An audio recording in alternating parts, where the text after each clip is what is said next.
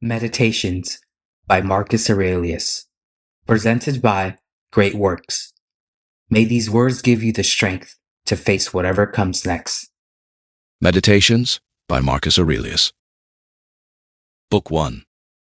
From my grandfather Verus I learned to be good-natured and even-tempered.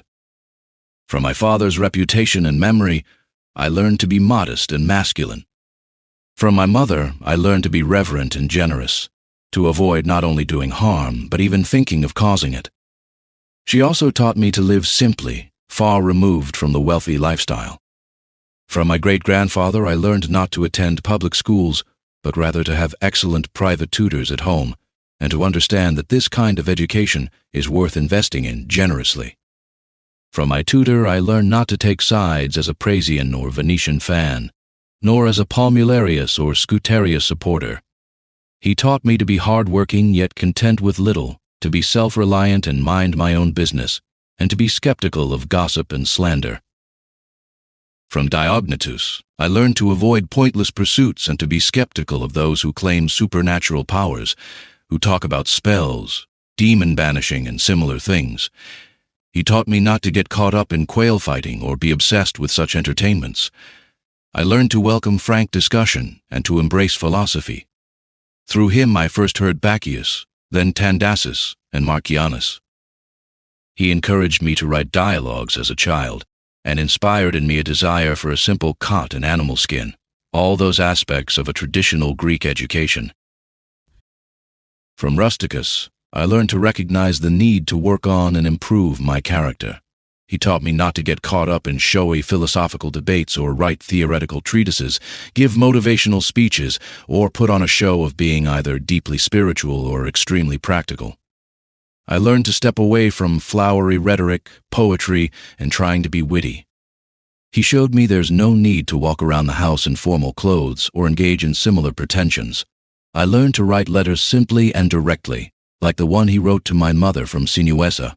He taught me to be forgiving and open to reconciliation with those who have upset or wronged me, as soon as they show willingness to make amends. I learned to read thoroughly and carefully, not being satisfied with surface-level understanding, or quickly agreeing with those who talk around the main points. And through him, I was introduced to Epictetus's writings, which he generously shared from his personal collection. From Apollonius I learned true freedom and unwavering certainty in decision-making, focusing solely on what reason dictates. I saw in him remarkable consistency, whether dealing with sharp physical pain, losing a child, or enduring long illnesses. He showed me through living example that it's possible to be both incredibly intense and completely relaxed. He never became frustrated when explaining things to others. I witnessed in him someone who clearly considered his expertise and skill in teaching philosophical principles to be the least of his good qualities. From him, I learned how to gracefully accept favors from friends without being either overly indebted to them or dismissively ungrateful. From Sextus, I learned kindness and the model of a household governed with fatherly care. He showed me what it means to live in harmony with nature and to be dignified without pretense. He taught me how to look after friends with genuine care, and to be patient with those who lack knowledge while never looking down on them. He had the gift of getting along with everyone. His company was more pleasant than any flattery, yet he commanded the deepest respect in every moment. He had a systematic way of discovering and organizing life's essential principles. He never showed signs of anger or any other strong emotion.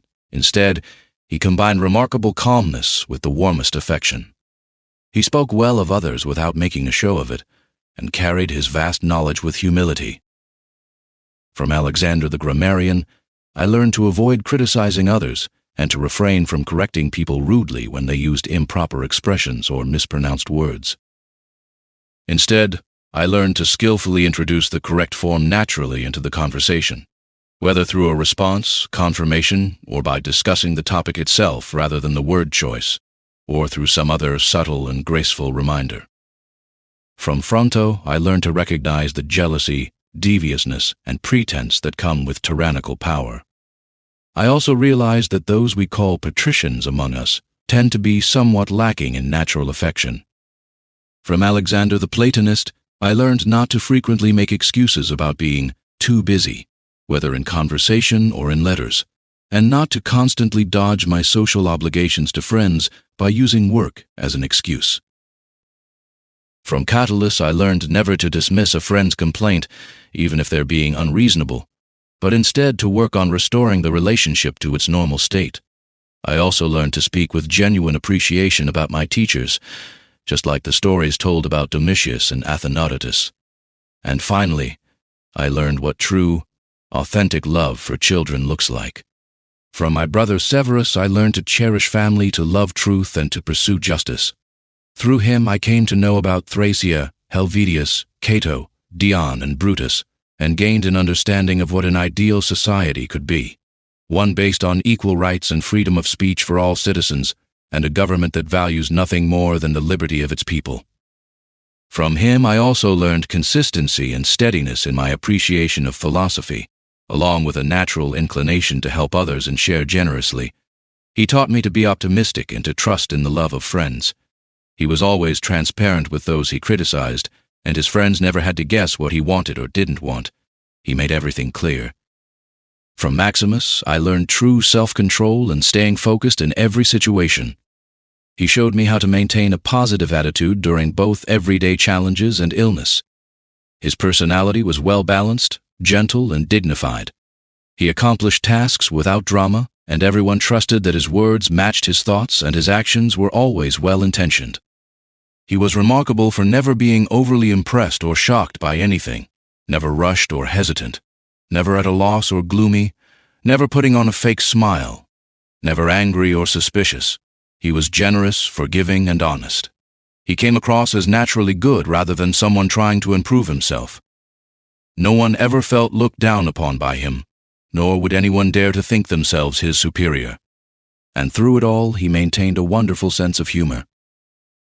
From my father, I learned gentleness and unwavering patience in matters carefully considered, modesty regarding apparent honors, dedication and persistence, willingness to listen to those who could contribute something beneficial to society, fairness in giving everyone what they deserve, wisdom in knowing when to be firm and when to be lenient, putting an end to romantic affairs with young men, consideration for others, allowing friends the freedom to skip dining with him or traveling with him, while always remaining the same person toward those who had been absent due to obligations, thoroughly investigating matters in council meetings with persistence rather than giving up the search and settling for quick assumptions, loyalty to friends without being either fickle or obsessive, self-sufficiency in everything and cheerfulness, foresight in planning ahead and managing even small details without drama, discouraging excessive praise and flattery, always safeguarding what was necessary for leadership, managing resources wisely, and enduring criticism about such matters.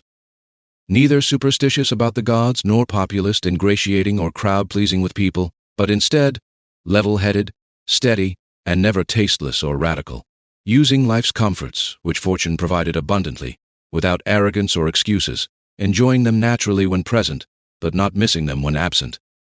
No one could call him a sophist, a provincial, or a pedant, but rather a mature, complete, genuine man, capable of managing both his own affairs and those of others.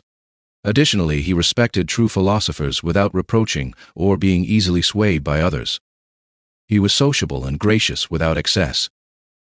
He took moderate care of his body, neither like someone obsessed with living nor for vanity nor negligently, but with enough personal attention to rarely need medical treatment, medicines, or external remedies. He generously acknowledged those with special abilities, such as in speaking or knowledge of laws, customs, or other matters, and helped them succeed in their particular strengths. While following traditions, he didn't make a show of preserving customs. He wasn't easily swayed or scattered, but stayed focused on places and tasks. After headache attacks, he would quickly return fresh and energetic to his usual work. He kept very few secrets, and those rarely, only about public matters. He showed wisdom and moderation in organizing spectacles, construction projects, public distributions, and similar things, like someone focused on what needed to be done rather than the glory that followed. He didn't bathe at odd hours, wasn't obsessed with building, didn't fuss about food, clothes, weaving, and colors, or physical beauty. His outfit from Lorium when coming up from the lower villa, his tunic mostly worn at Lanuvium. How he apologized to the cloak-bearer at Tusculum. This was typical of his way. There was nothing harsh, unyielding, or excessive about him. Nothing that would make anyone say, to the point of sweating. Instead, everything was clearly thought out, as if at leisure, calmly, orderly, strongly, and consistently. What was said about Socrates would apply to him, that he could both abstain from and enjoy those things that many people are too weak to resist and too indulgent to enjoy.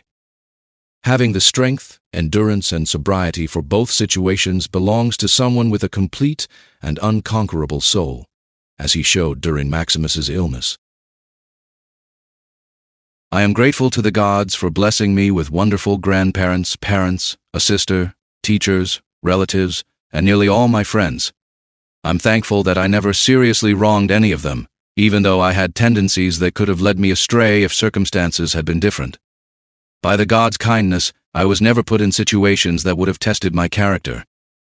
I'm grateful that I wasn't raised too long by my grandfather's mistress, that I preserved my youth, and didn't mature too early but rather at the right time. I was fortunate to have been placed under the guidance of a ruler and father who helped remove any trace of arrogance in me. He showed me that it's possible to live at court without needing bodyguards, fancy clothes, decorative lamps, statues, or similar displays of wealth.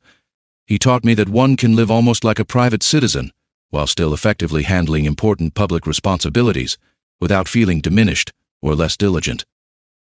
I'm thankful for having such a brother whose character inspired me to improve myself, while also bringing me joy through his respect and affection. I'm grateful that my children weren't born dull-witted or physically deformed. I'm glad I didn't progress too far in rhetoric, poetry, and other pursuits that might have consumed me had I found myself successful in them.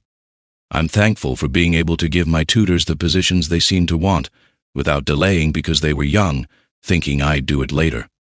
I'm grateful for knowing Apollonius, Rusticus, and Maximus. I'm thankful for receiving clear and frequent insights about living according to nature, so that, as far as the gods and their inspiration, support, and guidance are concerned, nothing prevents me from living naturally now. Though I still fall short due to my own failings and not properly following the gods' reminders and teachings. I'm grateful that my body has endured such a lifestyle for so long, that I never touched Benedicta or Theodotus, and even later, when I experienced romantic passions, I recovered. That despite often being angry with Rusticus, I never did anything I would regret. That my mother, though destined to die young, lived with me in her final years. Whenever I wanted to help someone in need, I never heard that I lacked the means to do so, and I never found myself needing similar help from others. I'm thankful that my wife is so obedient, affectionate, and unpretentious, and that I found suitable tutors for my children. I'm grateful for receiving help through dreams, including remedies for coughing blood and dizziness, particularly in Cayeta, as if through an oracle. When I became interested in philosophy, I'm thankful I didn't fall in with any sophists or get caught up in writing treatises, analyzing syllogisms, or studying celestial phenomena. All these blessings required the help of the gods and good fortune. Written among the Quadi on the river Granoa. Book 2. Each morning tell yourself, today I'll encounter difficult people, the overly curious, the ungrateful, the aggressive, the manipulative, the envious, and the unsociable. They act this way because they don't understand what's truly good and bad in life. But I've come to understand that goodness is beautiful and evil is ugly. I also know that those who make mistakes are my relatives, not by blood or DNA, but because we share the same mind and divine spark. Therefore, none of them can harm me, since no one can force me to do what's wrong. I can't be angry with my relative or hate them either. We're all created to work together, just like feet, hands, eyelids, and the rows of upper and lower teeth.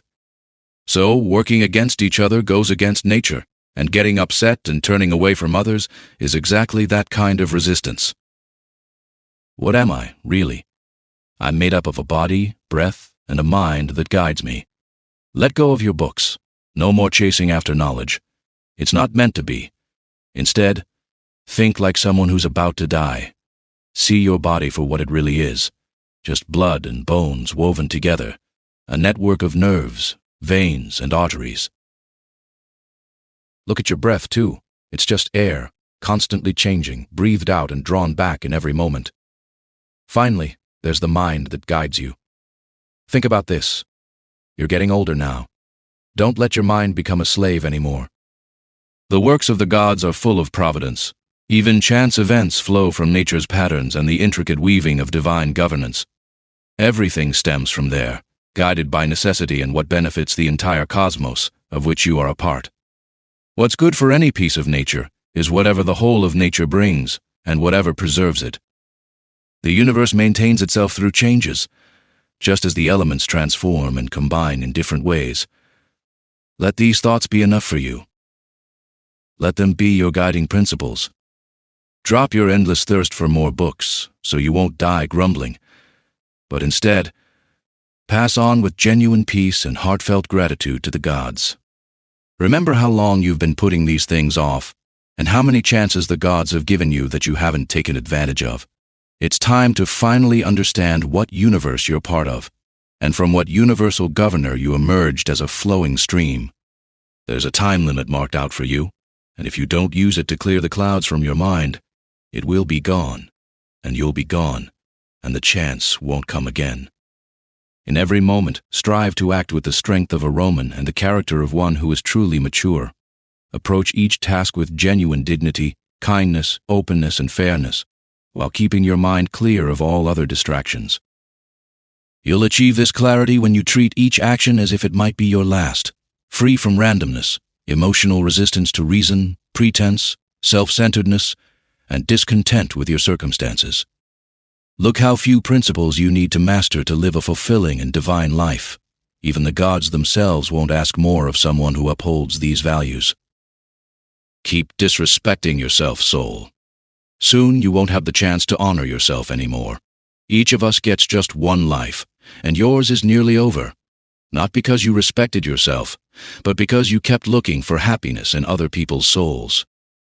In this passage, Marcus Aurelius makes reference to the ideal Roman citizen and the gods, concepts central to Roman culture. Are you letting external distractions pull you off course? Take time to learn something valuable and stop drifting aimlessly. And watch out for another kind of wandering too.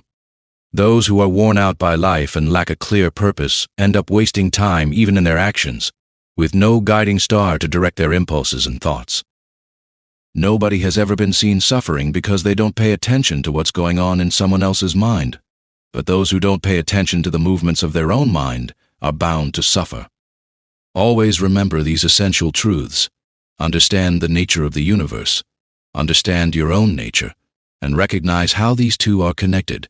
Know what role you play as a part of the whole, and remember, nothing can stop you from living and speaking in harmony with the natural law of which you are a part.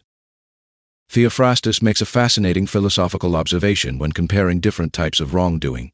Speaking in general terms, he suggests that wrongs committed out of desire are more serious than those done in anger.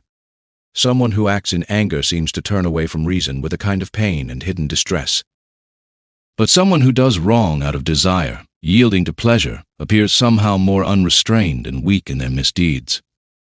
He was right, and truly philosophical, in saying that wrongdoing done with pleasure deserves greater blame than wrongdoing done with pain. Generally speaking, the angry person seems more like someone who has first been wronged and was forced by pain to become angry, while the person acting from desire rushes straight into wrongdoing, carried along by their desires to take action. Whether you expect to live for 3,000 years or 30,000, remember that no one can lose any life other than the one they're living right now, and they can't live any life other than the one they're about to lose.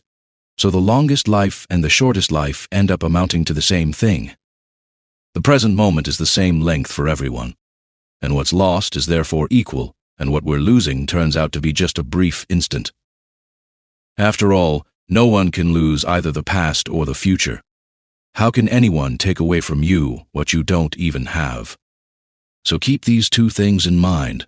First, that everything from the beginning of time follows the same patterns in an endless cycle, and it makes no difference whether you witness these same things for 100 years, 200 years, or forever.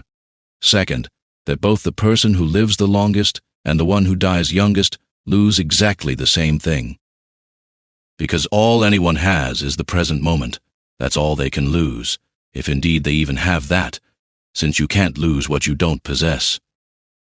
Everything is a matter of perspective. What the cynic Monimus said is quite clear, and the usefulness of his insight is obvious, as long as you accept what rings true about it.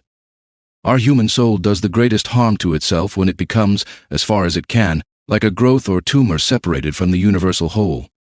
When we get upset at anything that happens, we're actually breaking away from nature, which embraces the individual nature of every other thing as part of itself. Next, the soul harms itself when it turns away from another person or acts against them with harmful intent, like when people get angry. Third, it harms itself when it gives in to pleasure or pain. Fourth, when it puts on an act, doing or saying anything fake or dishonest. Fifth, when it lets its actions and impulses wander without aim, acting randomly and mindlessly, because even the smallest things should be done with a clear purpose in mind. For rational beings, that purpose is to follow the principles and laws of the most ancient community and government. Human life? Just a brief moment in time. Our very essence is like flowing water, our senses dim and unreliable, and our bodies? They're basically designed to break down. Our souls spin like a top, luck is impossible to predict, and reputation? That's just other people's random opinions. To put it simply, everything physical about us flows like a river, while our mental life is just dreams and smoke. Life itself is a constant battle, and we're all just temporary visitors here, with even our legacy fading into forgetting. So what can possibly guide us through all this? There's only one thing: philosophy. And that means keeping your inner spirit pure and unharmed, rising above pleasure and pain, never acting thoughtlessly or dishonestly, and not depending on what others may or may not do. It means accepting whatever happens as coming from the same source we came from. Above all, it means calmly awaiting death, seeing it as simply the natural separation of life's basic elements that make up every living thing. And if these elements themselves don't mind constantly changing into each other, why should anyone fear the transformation and dissolution of everything?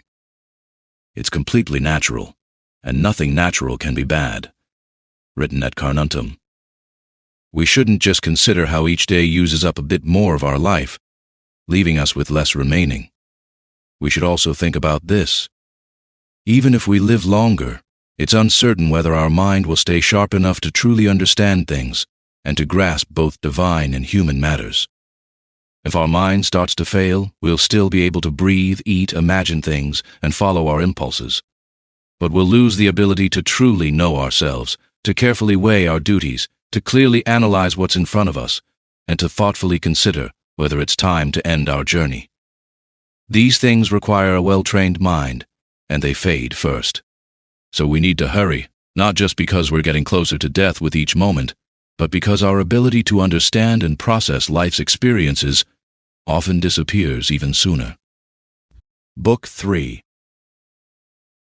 We should pay attention to how even the accidental effects of natural processes have their own charm and appeal. Take bread baking, for instance. Sometimes parts of it crack unexpectedly. These cracks, though they weren't part of the original plan for making bread, have their own special beauty and actually make us more excited to eat it. Similarly, when figs are perfectly ripe, they split open. And in olives that have fully ripened on the tree, it's the slight touch of decay that gives the fruit its unique beauty. Or consider how wheat stalks bend downward, how a lion's furrowed brow looks, or the foam dripping from a boar's mouth. These, and many other things, if you looked at them in isolation, might seem far from beautiful. Yet because they're natural outcomes, they enhance the overall picture and captivate us. So anyone who has a deep appreciation and understanding of everything happening in the universe will find something pleasing in almost every aspect of nature, even in its side effects. Such a person will enjoy seeing real wild animals yawning just as much as the imitations created by artists and sculptors. With wise eyes, they'll be able to spot a kind of beauty and grace in elderly men and women, and see the charm in children. Many things like this won't be obvious to everyone. They'll only be apparent to those who have developed a genuine connection with nature and its works. Hippocrates, who healed countless diseases, eventually fell ill and died himself. The Chaldeans predicted many deaths, but fate caught up with them too, Alexander, Pompey, and Gaius Caesar, who completely destroyed so many cities and cut down countless thousands of cavalry and infantry in battle, they too eventually departed from life. Heraclitus, who wrote so extensively about the universe burning up, died when his body filled with water covered in cow manure. Democritus was killed by lice, and Socrates was killed by a different kind of lice. What's the point of all this? You boarded, you sailed, you arrived at port. Now it's time to disembark. If you're heading to another life, the gods are there too. If you're heading into unconsciousness, you'll no longer have to deal with pain and pleasure, no longer serving a vessel far inferior to what serves it. For one is mind and spirit, while the other is mere earth and gore.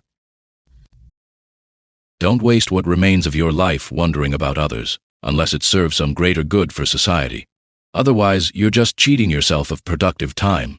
When you get caught up imagining what someone else is doing, why they're doing it, what they're saying, what they're thinking, what they're plotting, all these things pull you away from nurturing your own inner compass. You should avoid getting lost in a stream of random, pointless thoughts, and especially steer clear of being nosy or negative. Train yourself to think only about things that you could openly and honestly discuss if someone suddenly asked, "What's on your mind right now?" Your answer should immediately show that your thoughts are straightforward and kind, reflecting someone who cares about community and isn't caught up in pleasure-seeking fantasies, competitive urges, jealousy, suspicion, or anything else you'd be embarrassed to admit thinking about. A person like this, who isn't putting off living their best life, becomes like a priest and servant of the gods, in harmony with the divine presence within them.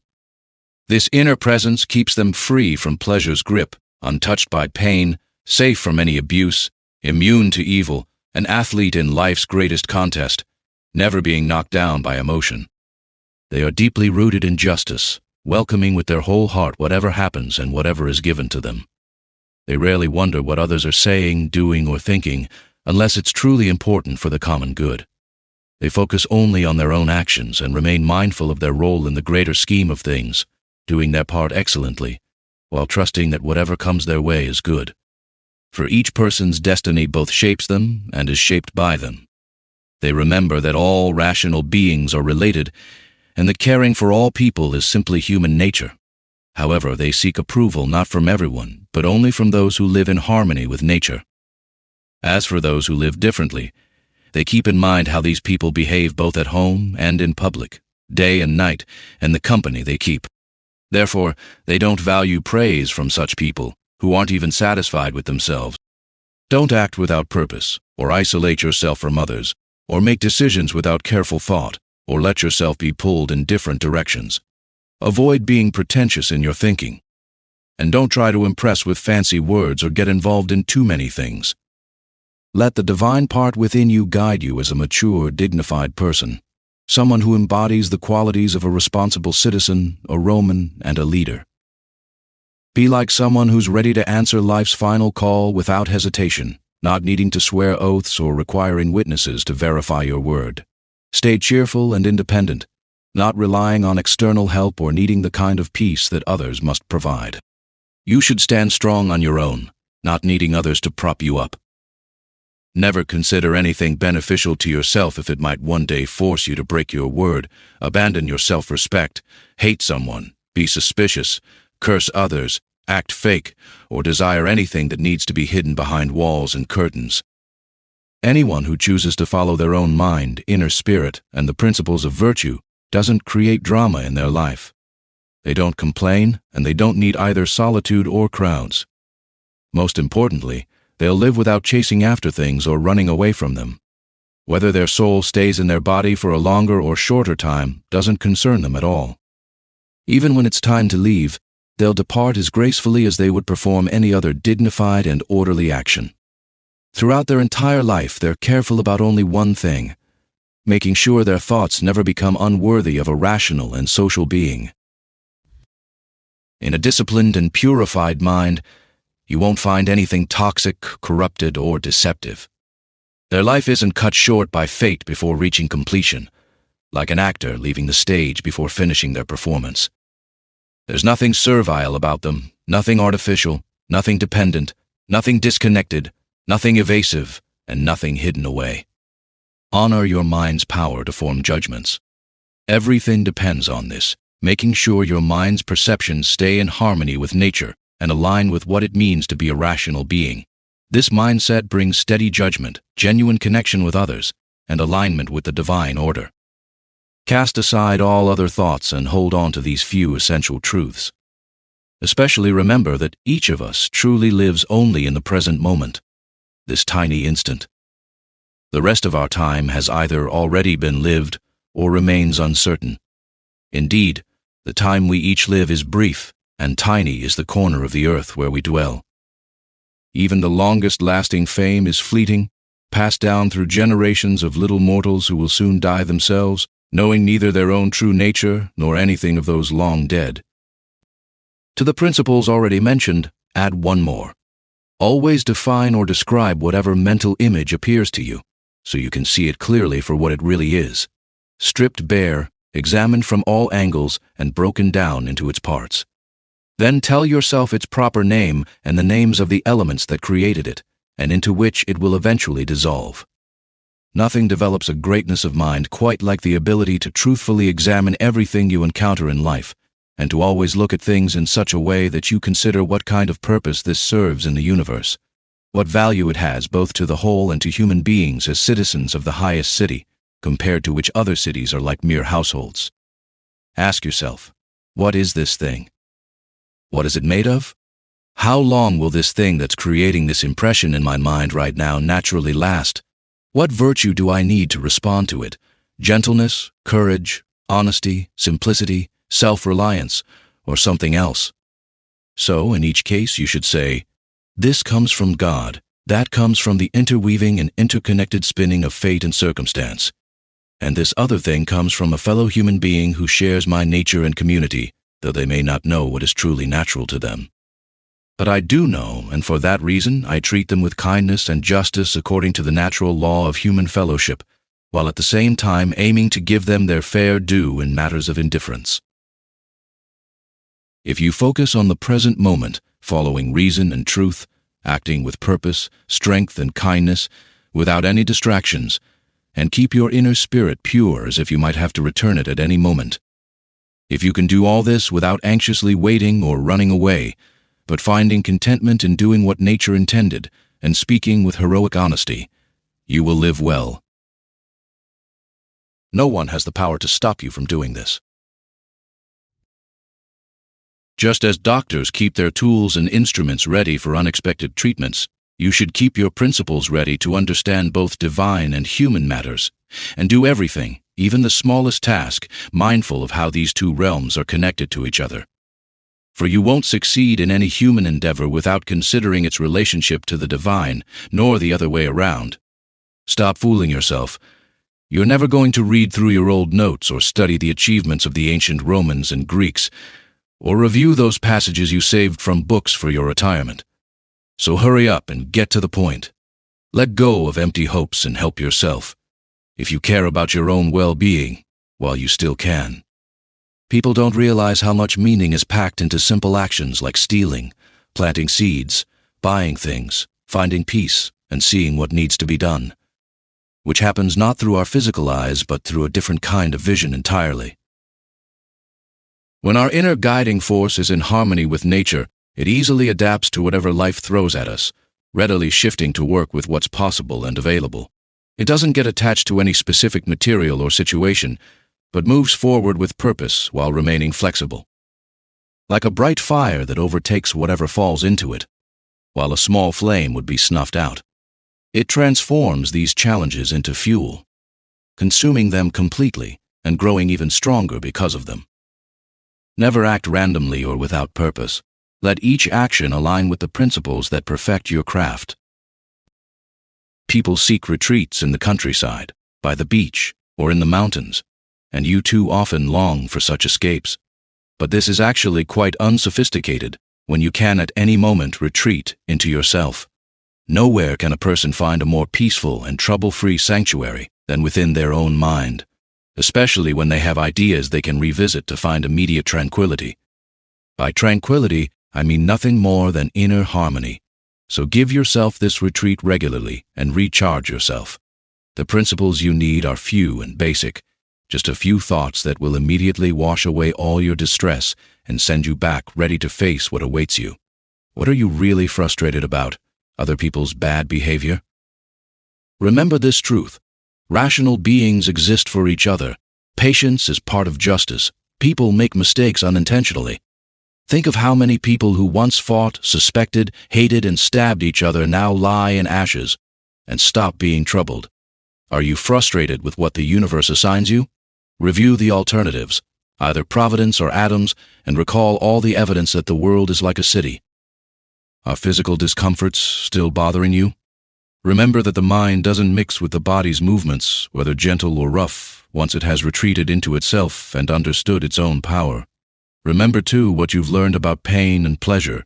Is your reputation distracting you? Consider how quickly everything is forgotten. The chaos of infinite time stretching before and after, the emptiness of applause, the fickleness and poor judgment of those who seem to praise us, and the tiny region where all this circulates. The whole earth is just a point in space, and how small a corner of it is where we live. And here, how many people, and what kind of people, will praise you? So remember to retreat into your own little field of freedom. Above all, don't get worked up or stress yourself out. Be free, and look at things as a brave person would, as a human being, as a citizen, as a mortal creature. Among the truths you can quickly turn to, let these two be ready. First, that things can't touch your soul. They stay outside while disturbances come only from your inner judgment. And second, that everything you see will soon change and cease to exist. Constantly think about how many changes you've already witnessed. The world is transformation. Life is perception. If we share the power of reason and the logic that makes us rational beings, then we must also share the principles that guide our actions. And if we share these principles, we also share the same universal law. This means we're all citizens together participating in a common society, which suggests the whole world is like one great city. After all, what other political system could all of humanity possibly share? And isn't it from this universal city that we get our ability to think, reason, and understand law in the first place? Just as my physical body is made up of earth from the ground, moisture from water, breath from air, and warmth from fire, since nothing comes from nothing, just as nothing returns to nothing, our capacity for reason must also come from somewhere. Death is a natural mystery, just like birth, a combining of the same elements, and then a dissolving back into them. Really, there's nothing about it that anyone should feel ashamed of. It's perfectly in line with our nature as thinking beings and exactly what we're designed for. Such things naturally happen by necessity from people like that. Complaining about it is like wishing a fig tree wouldn't produce sap. Remember this above all. In an incredibly short time, both you and that person will be dead, and soon after, even your names will be forgotten. Remove the assumption of harm, and you remove the feeling of being harmed. Remove the feeling of being harmed, and the harm itself disappears. Whatever cannot make a person worse than they already are cannot make their life worse either. It can't harm them, whether from the outside or from within. The nature of what's beneficial is compelled to act this way. Everything that happens, happens justly, and if you observe carefully, you'll discover this truth. I'm not just talking about the natural sequence of events, but about true justice, as if everything is distributed by someone who gives exactly what is deserved. So keep observing as you've started, and whatever you do, do it with this in mind. Be good, in the genuine sense of what it means to be good. Hold on to this principle in everything you do. Don't accept how others judge you, whether from those who insult you or those trying to influence your self-image. Instead, see things as they truly are. Always maintain these two mindsets. First, be ready to take action only when reason and good judgment suggest it will benefit humanity. Second, be willing to change your mind when someone offers a correction that shifts you away from a mistaken belief. Just make sure any change in perspective is based on convincing evidence that it's either just or serves the common good.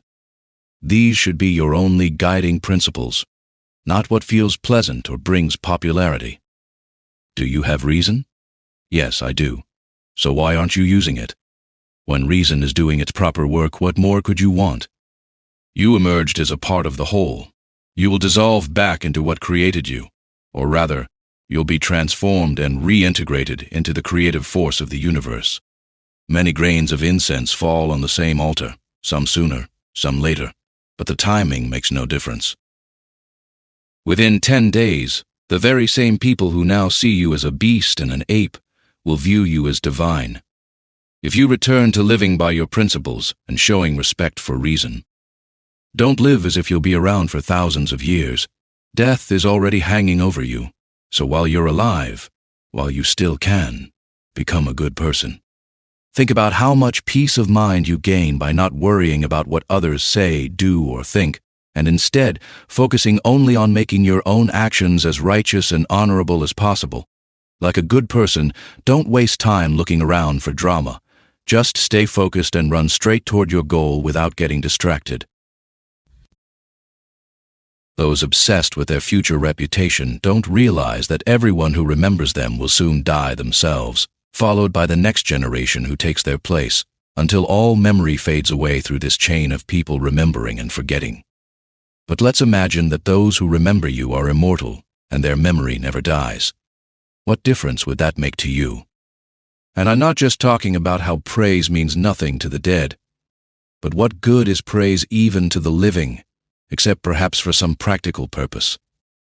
For now, you're missing the point about nature's gift, which relates to something else entirely. Everything that is beautiful in any way is beautiful in itself and complete in itself. Its worth doesn't depend on anyone's praise. After all, something that's praised doesn't become better or worse because of it. This applies even to things we commonly call beautiful, like material objects or crafted items, because what does true beauty need any more than justice needs it, or truth, or kindness, or dignity? Does any of these things become beautiful because of praise, or lose its value from criticism? Does an emerald become less precious if no one praises it? And what about gold, ivory, purple, a lyre, a knife, a flower, or a tree? If souls continue to exist, how does the air contain them all since the beginning of time? And how does the earth have room for all the bodies that have been buried for so many centuries? Just as bodies transform and dissolve after a while to make space for other dead bodies, souls that move into the air must also, after existing for some time, transform and disperse. They dissolve and are absorbed back into the universal creative force, making room for new souls to join them. This would be the answer if we assume souls continue to exist. But we should consider not only the vast number of bodies buried this way, but also all the animals eaten each day by humans and other creatures. Just think about how many are consumed and essentially buried within the bodies of those who eat them. Yet somehow, the earth accommodates them all through the process of turning them into blood, and through their transformation into air and fire. What's the true explanation for all this? It comes down to understanding the division between matter and cause. Don't let your mind wander aimlessly. Instead, make sure every action you take is guided by justice, and keep your perceptions clear and accurate. Everything that aligns with you, universe, is perfect for me too. Nothing is too early or too late if it's right in your timing. Everything your seasons bring forth is a gift to me, nature. From you all things come, in you all things exist, to you all things return. One may say, O beloved city of Cecrops, but shouldn't you rather say, O beloved city of Zeus? Do less, they say, if you want peace of mind. But isn't it better to focus on what's truly necessary, the actions that align with our nature as social beings, and to do them properly? This approach brings not only the satisfaction of doing things well, but also the peace that comes from doing less. Most of what we say and do isn't really necessary, and if we eliminate these non-essentials, we'll have more time and greater tranquility. That's why we should constantly ask ourselves, is this really necessary? And we shouldn't just cut out unnecessary actions. We should also eliminate unnecessary thoughts, because this naturally leads to fewer unnecessary actions. Try living like a good person, someone who accepts what the universe gives them while finding satisfaction in doing what's right and maintaining a kind attitude toward others. You've seen what has happened before, and now you see what's happening now. Don't get yourself worked up. Just keep things simple. Someone makes a mistake, that's on them. Something happens to you? Good. Everything that happens was meant to be yours from the beginning of time, woven into your destiny. The bottom line is that life is short, so make the most of the present moment with wisdom and fairness. Stay relaxed while staying alert. The universe must be either a purposeful cosmos or a chaotic jumble. But clearly it's a cosmos, so how could there be order within you but disorder in the universe? And this when everything is so perfectly sorted, flowing together, and interconnected. Different types of character, the dark and gloomy, the overly emotional, the rigid and inflexible, the beast-like, the sheep-like follower, the childish, the foolish, the fake, the vulgar crowd-pleaser, the merchant-minded, and the tyrannical. If someone is a stranger to the world because they don't recognize what exists in it, they're equally a stranger if they don't recognize what's happening around them. Someone who runs from civic responsibility is an exile. Someone who closes their mind's eye is blind. Someone who needs others and can't find life's necessities within themselves is poor. Someone who breaks away and separates themselves from the universal nature because they're unhappy with what happens is a tumor in the world. For nature brings this about, just as it brought you about. Anyone who cuts their own soul off from the community of rational beings, which is one unified whole, is a fragment broken from society. One person practices philosophy without a shirt, another without books. Here's another fellow half naked who says, "I have no bread, but I stay true to reason. Well, I may not have the nourishment of formal education, but I too stay true to my principles." Love the craft you've learned and find peace in it.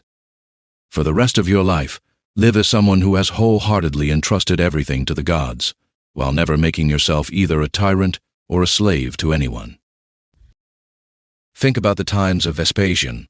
You'll see people doing all the same things, getting married, raising children, falling sick, dying, waging wars, celebrating festivals, trading, farming, flattering others, acting arrogantly, being suspicious, plotting against each other, wishing death upon some, complaining about their circumstances, falling in love, hoarding wealth, and yearning for high offices and power.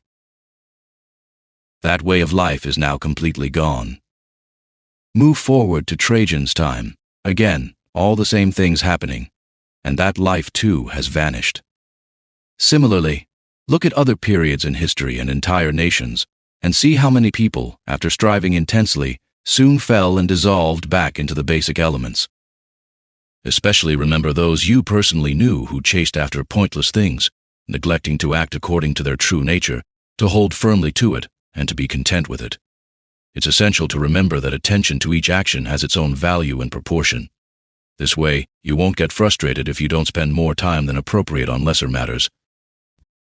Words that were once common are now obscure relics.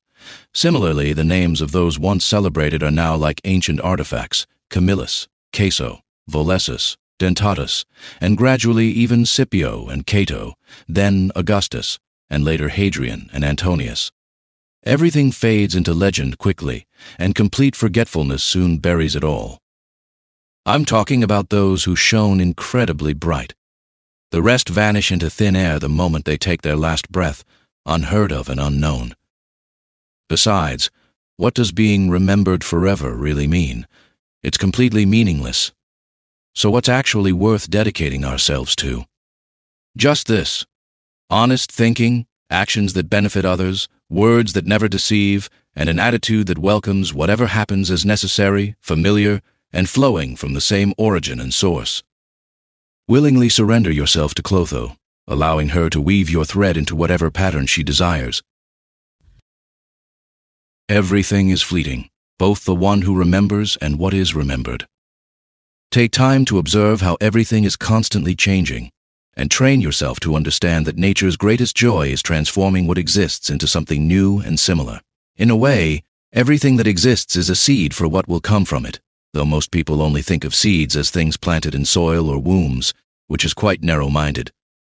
You will die soon, yet you still haven't become sincere, found inner peace, stopped worrying about external threats, learned to be kind to everyone, or realized that wisdom lies solely in doing what's right. Look closely at what drives influential people and those considered wise. Observe what they run away from and what they chase after. Your misfortune cannot exist in someone else's mind, nor in any change or transformation of your surroundings. So where does it exist? In your thoughts and judgments about what's bad. Stop believing these thoughts, and everything will be fine. Even if your body, the thing closest to your mind, is cut, burned, infected, or decaying, let the part of you that forms judgments about these things remain peaceful. In other words, decide that nothing is truly good or bad if it can happen equally to both good and bad people. Whatever happens equally to someone living in harmony with nature and someone living against it is neither natural nor unnatural. Keep in mind how the universe is like one living being with a single essence and soul. Notice how everything feeds into one unified experience, how all actions flow from a single impulse, and how every event is interconnected with every other, all woven together in an amazing tapestry of cause and effect. You are a soul carrying around a corpse, as Epictetus used to say. Nothing is harmful to things as they change, just as nothing is beneficial to things that come into being through change. Time is like a rushing river, a powerful current of events. Everything is glimpsed for just a moment before being swept away, only to be replaced by something new, and so it will continue forever. Everything that happens is as natural and familiar as roses blooming in spring or fruit ripening in summer. The same goes for illness, death, slander, betrayal, and all those things that either delight or distress foolish people. What happens next flows naturally from what came before. This isn't just a mechanical sequence of disconnected events forced together, but rather a meaningful connection. Just as everything in the universe is harmoniously arranged, the way things unfold reveals not just a simple succession, but an amazing interconnectedness. Always remember Heraclitus's wisdom. Earth transforms into water when it dies, water transforms into air when it dies, air transforms into fire, and then the cycle reverses. And remember those who forget where the path leads them. People often clash with the very thing they interact with constantly, the universal law that governs everything. The things they encounter every day seem strange to them.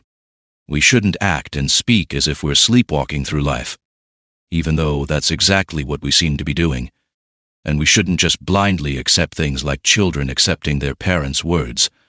That is, simply following what we've been taught without understanding. Imagine if one of the gods told you that you'll die tomorrow or at the very latest the day after. You wouldn't really care much whether it was tomorrow or the next day, unless you're completely lacking in courage. After all, what difference does a day make? In the same way, don't think it matters much whether you die many years from now or tomorrow. Think about how many doctors have died after furrowing their brows with concern over their patients. How many mathematicians who predicted others' deaths as if it were some great insight? How many philosophers who wrote endless arguments about death and immortality? How many great warriors who killed countless others? How many tyrants who wielded power over lives with terrible arrogance, as if they were immortal themselves? How many entire cities have, so to speak, died? Helike, Pompeii, Herculaneum, and countless others. Consider also all those you've known, one after another. One person buries another, then is laid to rest themselves, and another buries them, all in such a short time. The key is to see human affairs for what they are, temporary and insignificant. Yesterday a mere embryo, tomorrow just ashes or dust. So pass through this tiny moment of time naturally, and end your journey with grace, like a ripe olive falling, praising the earth that bore it, and grateful to the tree that gave it life. Be like a rocky cliff against which the waves continuously crash. It stands firm while the chaotic waters fall calm around it. How unlucky I am that this happened to me. Actually, you're lucky. Despite what happened, you remain unharmed, neither crushed by the present nor fearful of the future. Something like this could have happened to anyone, but not everyone would have emerged unscathed. So why call it bad luck rather than good fortune? Do you really think something is a misfortune for a person if it doesn't go against human nature? And do you believe anything that aligns with nature's will could truly be a failure of human nature? Well then, you've learned nature's will, haven't you? Does this situation prevent you from being just, courageous, wise, self-controlled, rational, honest, modest, free, or from having all those other qualities that allow human nature to fulfill its purpose? Remember this principle when anything starts to trouble you. It's not the event itself that's unfortunate, but handling it with strength and grace that's fortunate. Here's a simple yet powerful way to overcome your fear of death. Think about those who desperately clung to life for as long as they could. What did they gain over those who died young? Eventually, they all lie somewhere now. Cadicianus, Fabius, Julianus, Lepidus, and others like them, who carried many to their graves before being carried there themselves. Our time here is brief, and we spend it with all sorts of people, dealing with all kinds of troubles, trapped in these fragile bodies. So don't treat it like such a big deal. Just look at the endless void of time behind you and the infinite expanse ahead. In this vast context, what's really the difference between living 3 days or 3 generations? Always take the direct path. It's the natural way. Say and do what's most authentic and true. This approach frees you from exhaustion, struggle, complicated planning, and any need to put on airs. Book 5.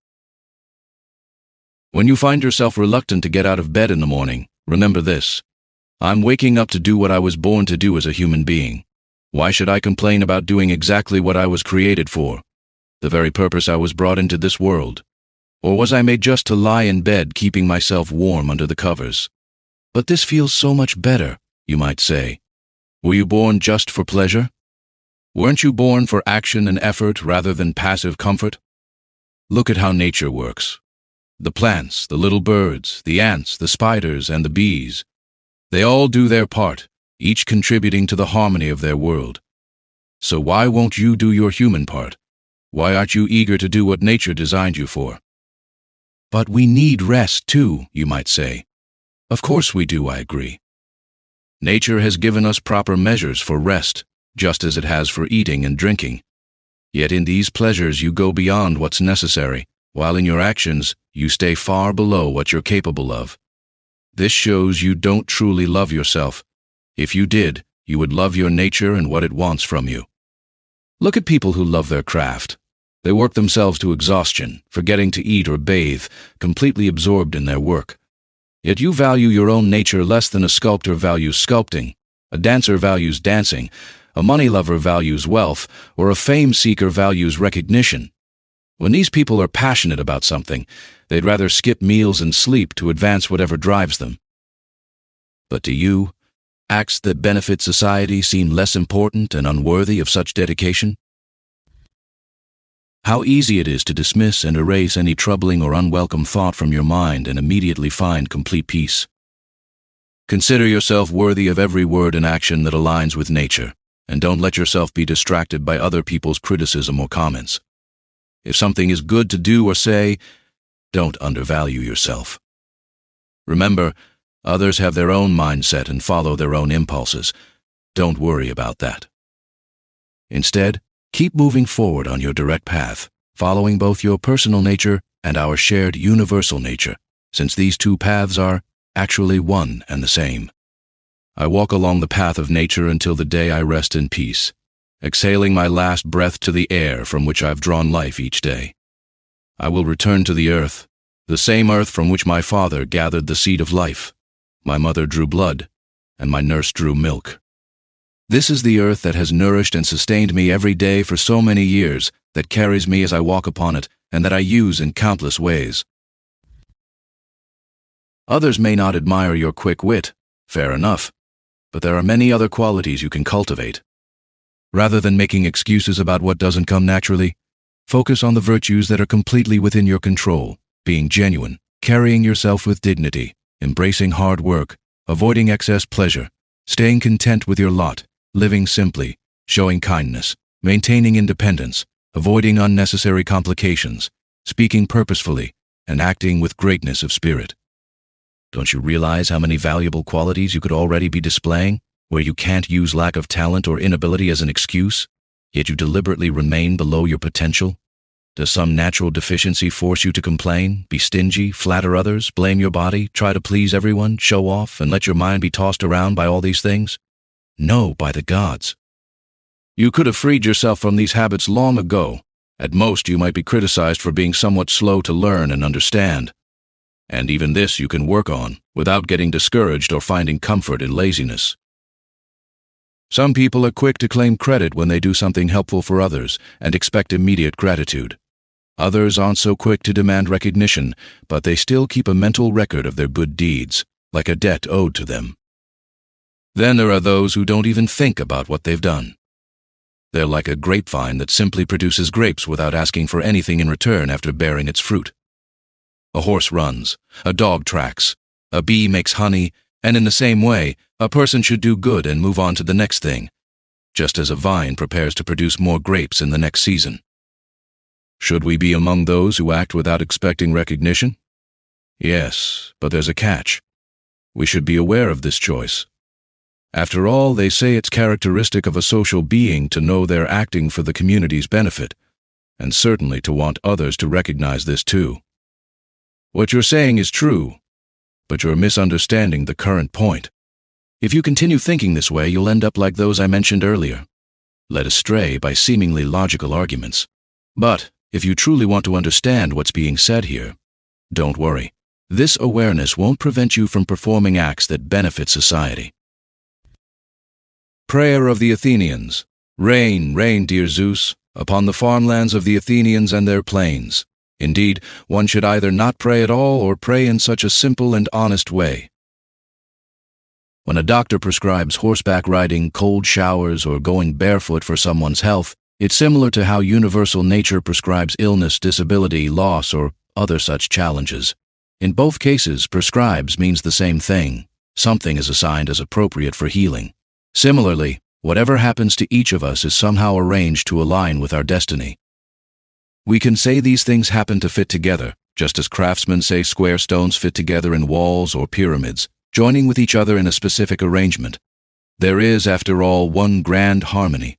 Just as the universe forms a complete body from all individual bodies, destiny forms a complete cause from all individual causes. Even completely ordinary people understand what I'm saying. They often say this was meant for them. So if it was meant for them, it was destined for them and prescribed for them. Let's accept these things just as we accept what a doctor prescribes. Sure, medical treatments can be unpleasant, but we welcome them, hoping to get better. Think of the accomplishment of what universal nature intends as something similar to your own health. Welcome everything that happens, even if it seems harsh, because it leads you toward the health of the universe and the success of Zeus's plan. This wouldn't happen to anyone unless it benefited the whole. No natural force brings about anything unsuitable for what it governs. So you should embrace whatever happens to you for two reasons. First, because it happened to you, was prescribed for you, and was somehow meant for you, woven into your destiny from the most ancient causes. Second, because it contributes to the success, completion, and indeed the very continuation of what governs everything. The whole becomes incomplete if you break even the smallest connection in the fabric, whether between parts or between causes. And you do break it as much as you can when you complain, and in a way, you try to destroy it. Don't get frustrated or give up when you struggle to consistently act according to your principles. If you get knocked off track, simply return to them and be grateful that you can behave humanely most of the time. Love this practice you're returning to, and don't approach philosophy like it's a strict teacher. Instead, think of it like someone with sore eyes reaches for a soothing compress or egg white.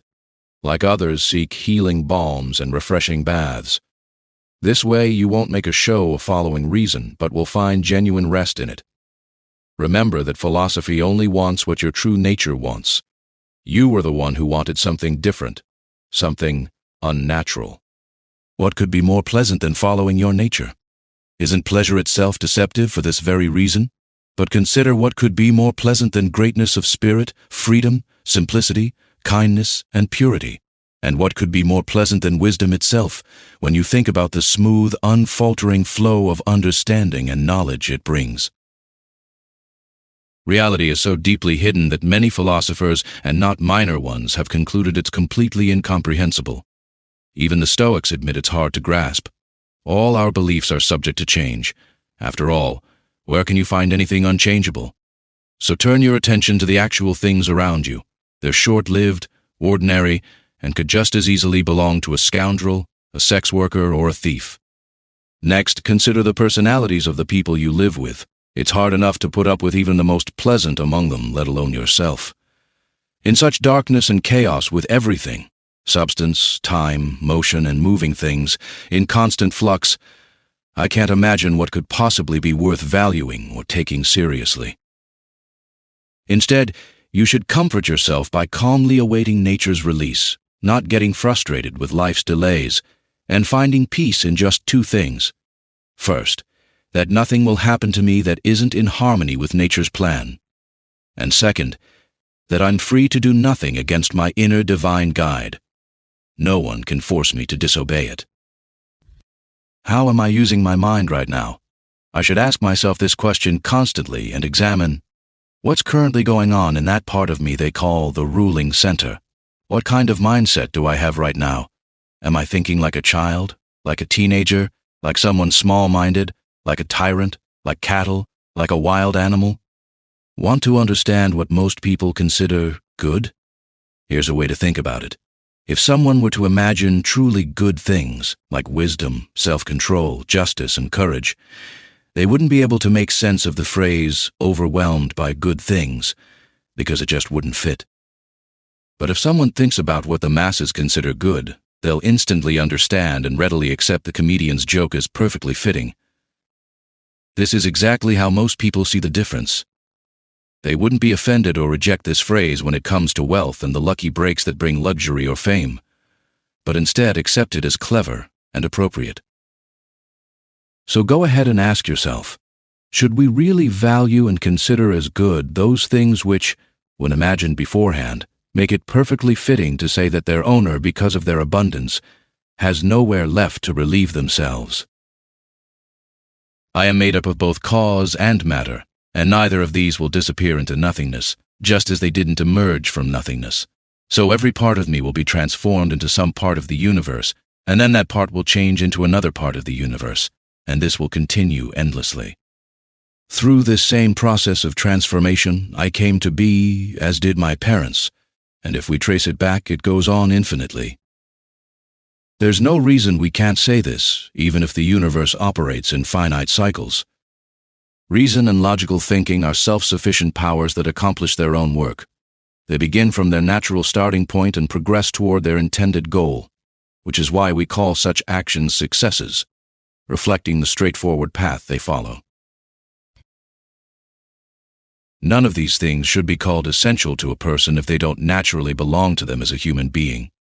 These aren't human requirements, nor are they promised by human nature, nor are they markers of human perfection.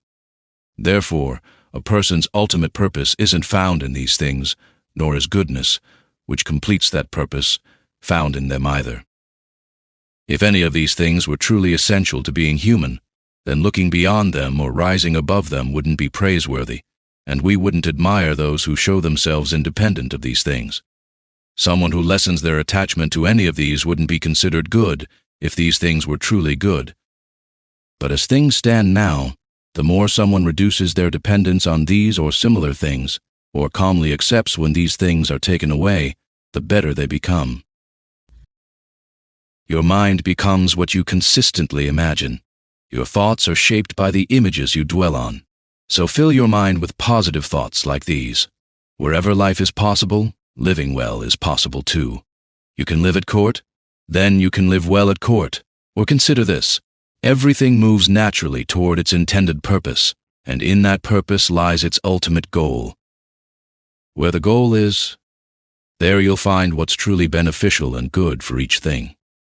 For rational beings like us, that good is found in community and connection with others. It's clear we were made for cooperation.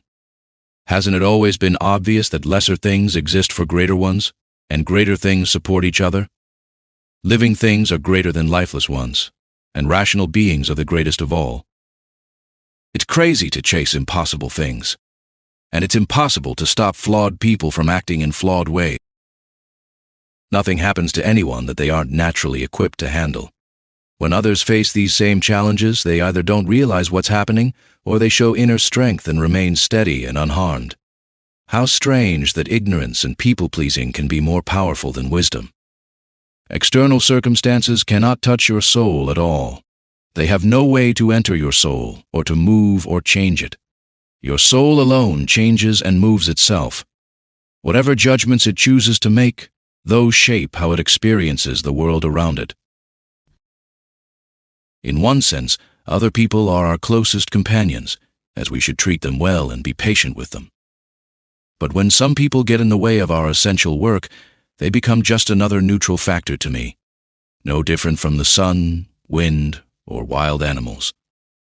While these things might block certain actions, they can't stop our inner drive and mindset, thanks to our ability to adapt and redirect.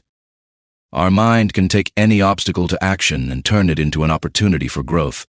What seems to block our path actually becomes a stepping stone, and what appears to hold us back from our journey ends up showing us a better way forward.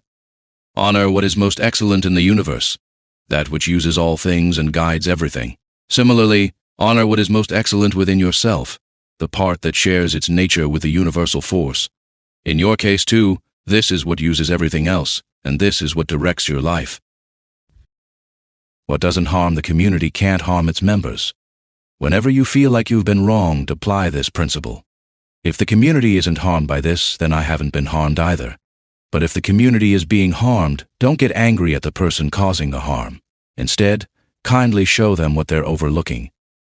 Often reflect on how quickly all things are swept away, both what exists and what comes into being. Reality flows like a river in constant motion. Everything we do keeps changing, causes shift in countless ways, and almost nothing stands still, even for a moment. And then there's the vast emptiness of past and future time, where everything eventually disappears. So isn't it foolish for anyone to get puffed up with pride, or worked up, or to complain as if their troubles were going to last forever? Remember how tiny your part is in the vast fabric of existence, how brief your moment is in the endless flow of time, and what a small fragment you are in the grand scheme of destiny. Someone wrongs me? That's their business.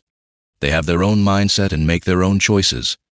As for me, I choose to stay aligned with nature's plan in this moment, and I act exactly as my true self guides me to. Let the commanding and sovereign part of your soul remain unmoved by pleasant or harsh sensations in your body. Don't let it blend with them.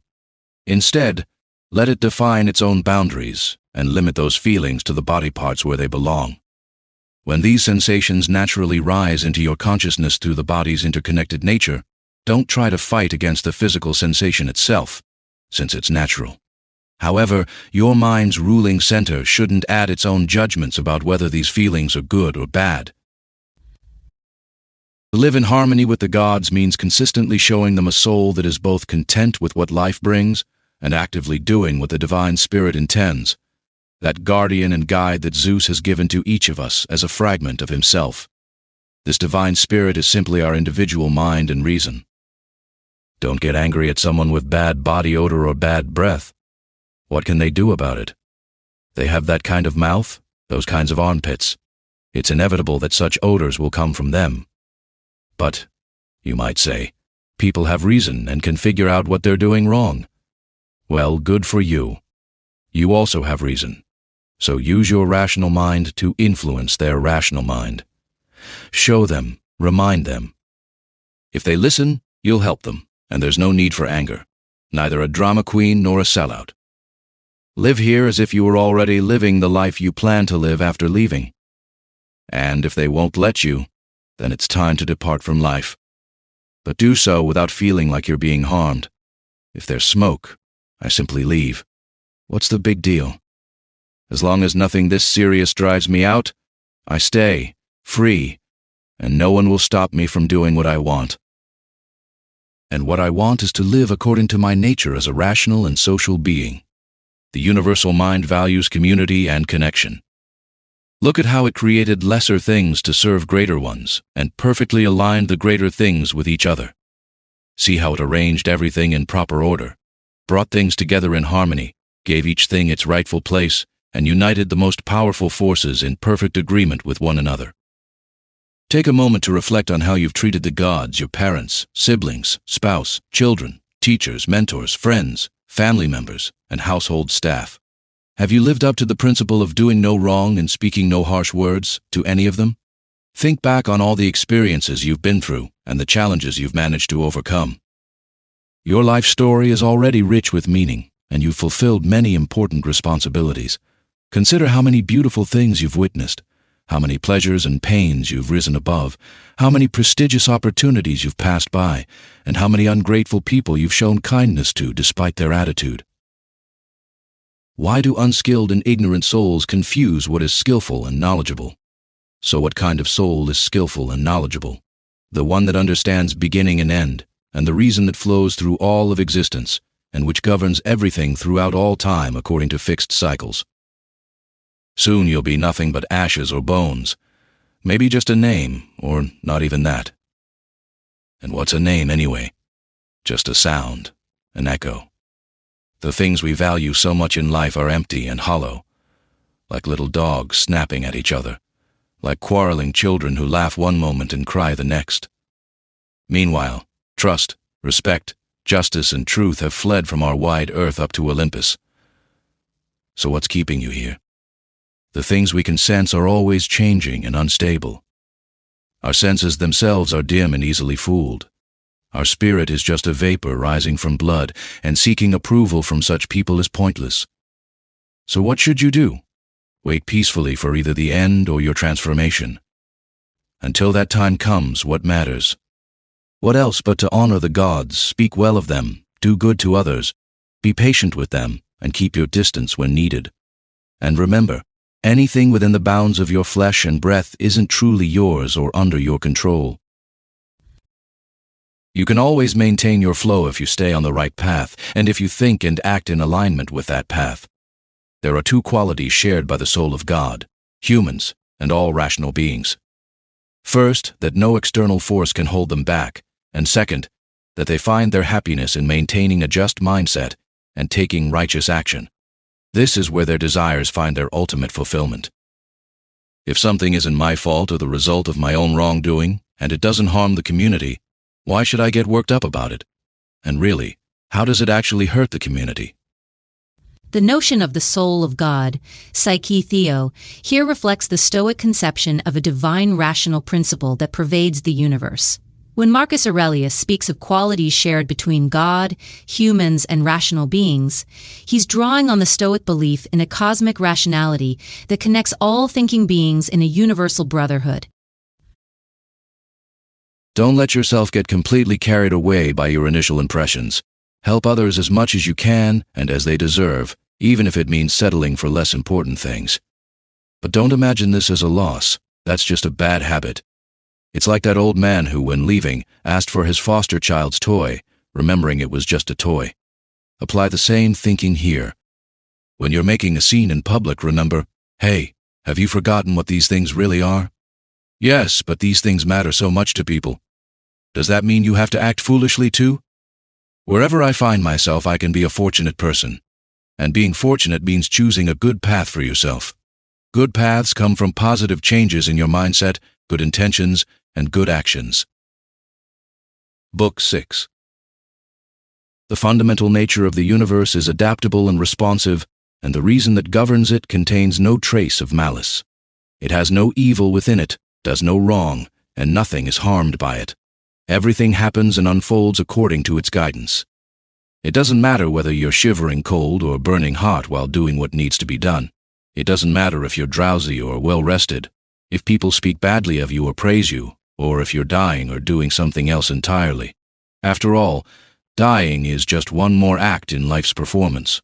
So for this too, it's enough to handle the present moment well. Look within yourself. Never let the true nature or value of anything slip past your awareness.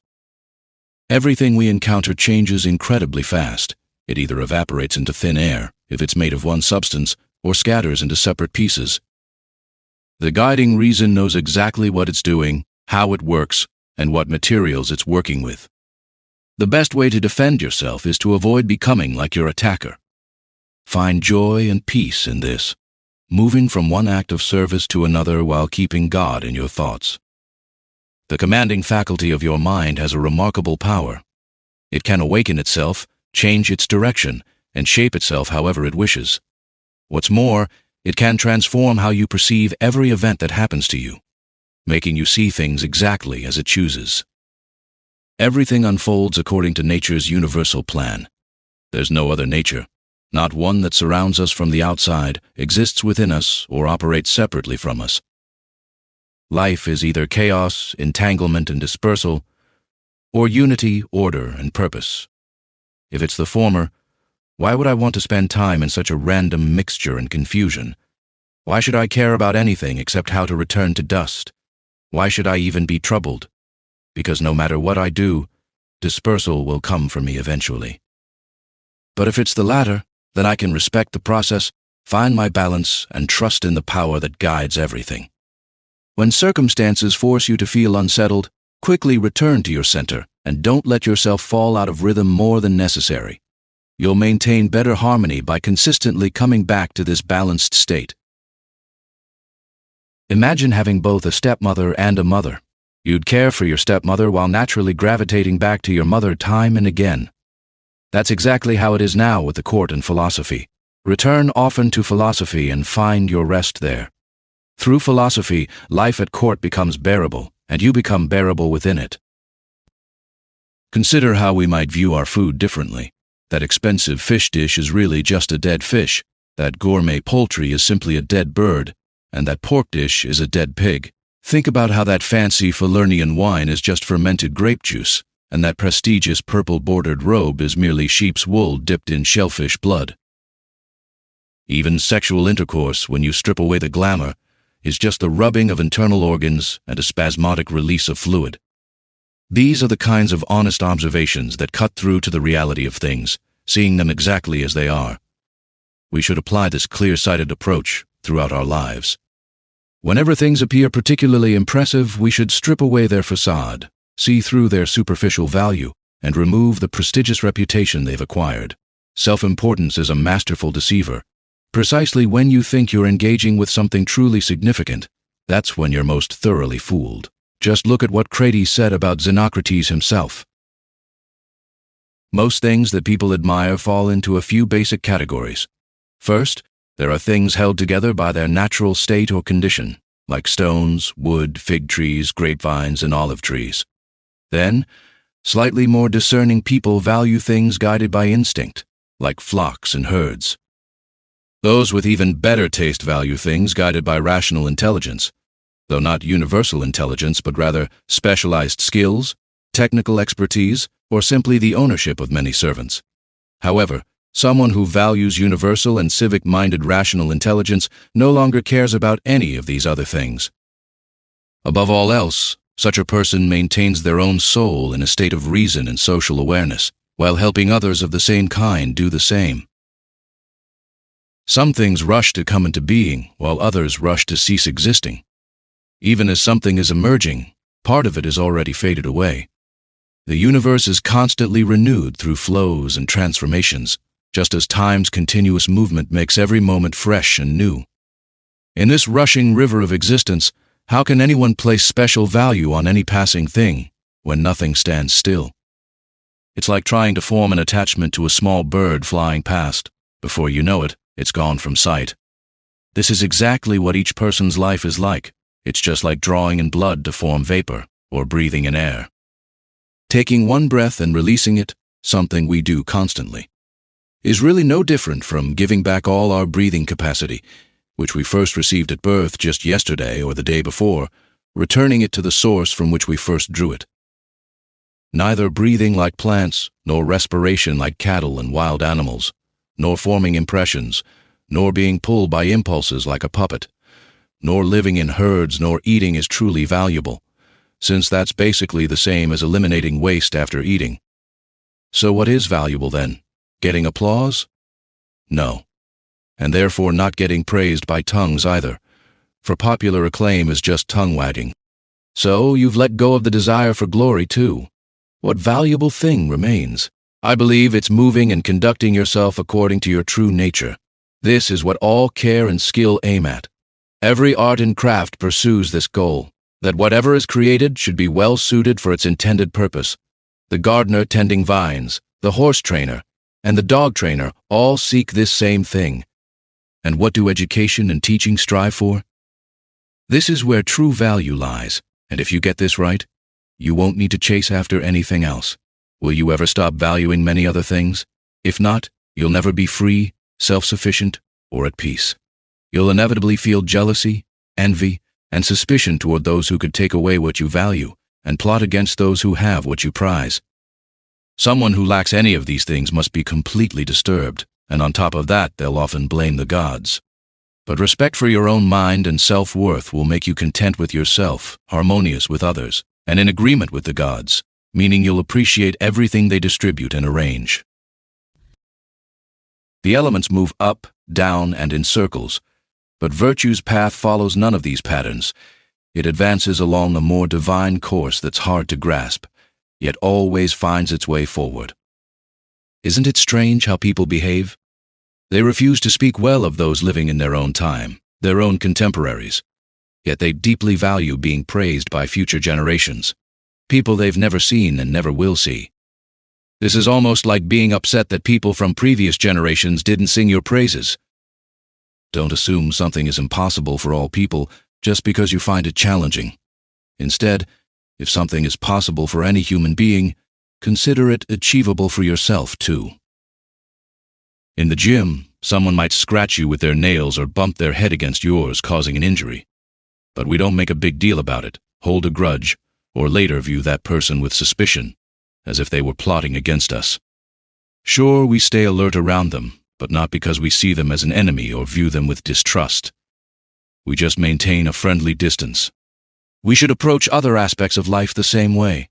Let's not take too seriously the actions of people who are, in a way, just practicing alongside us. As I said, it's possible to keep your distance without being suspicious or hostile.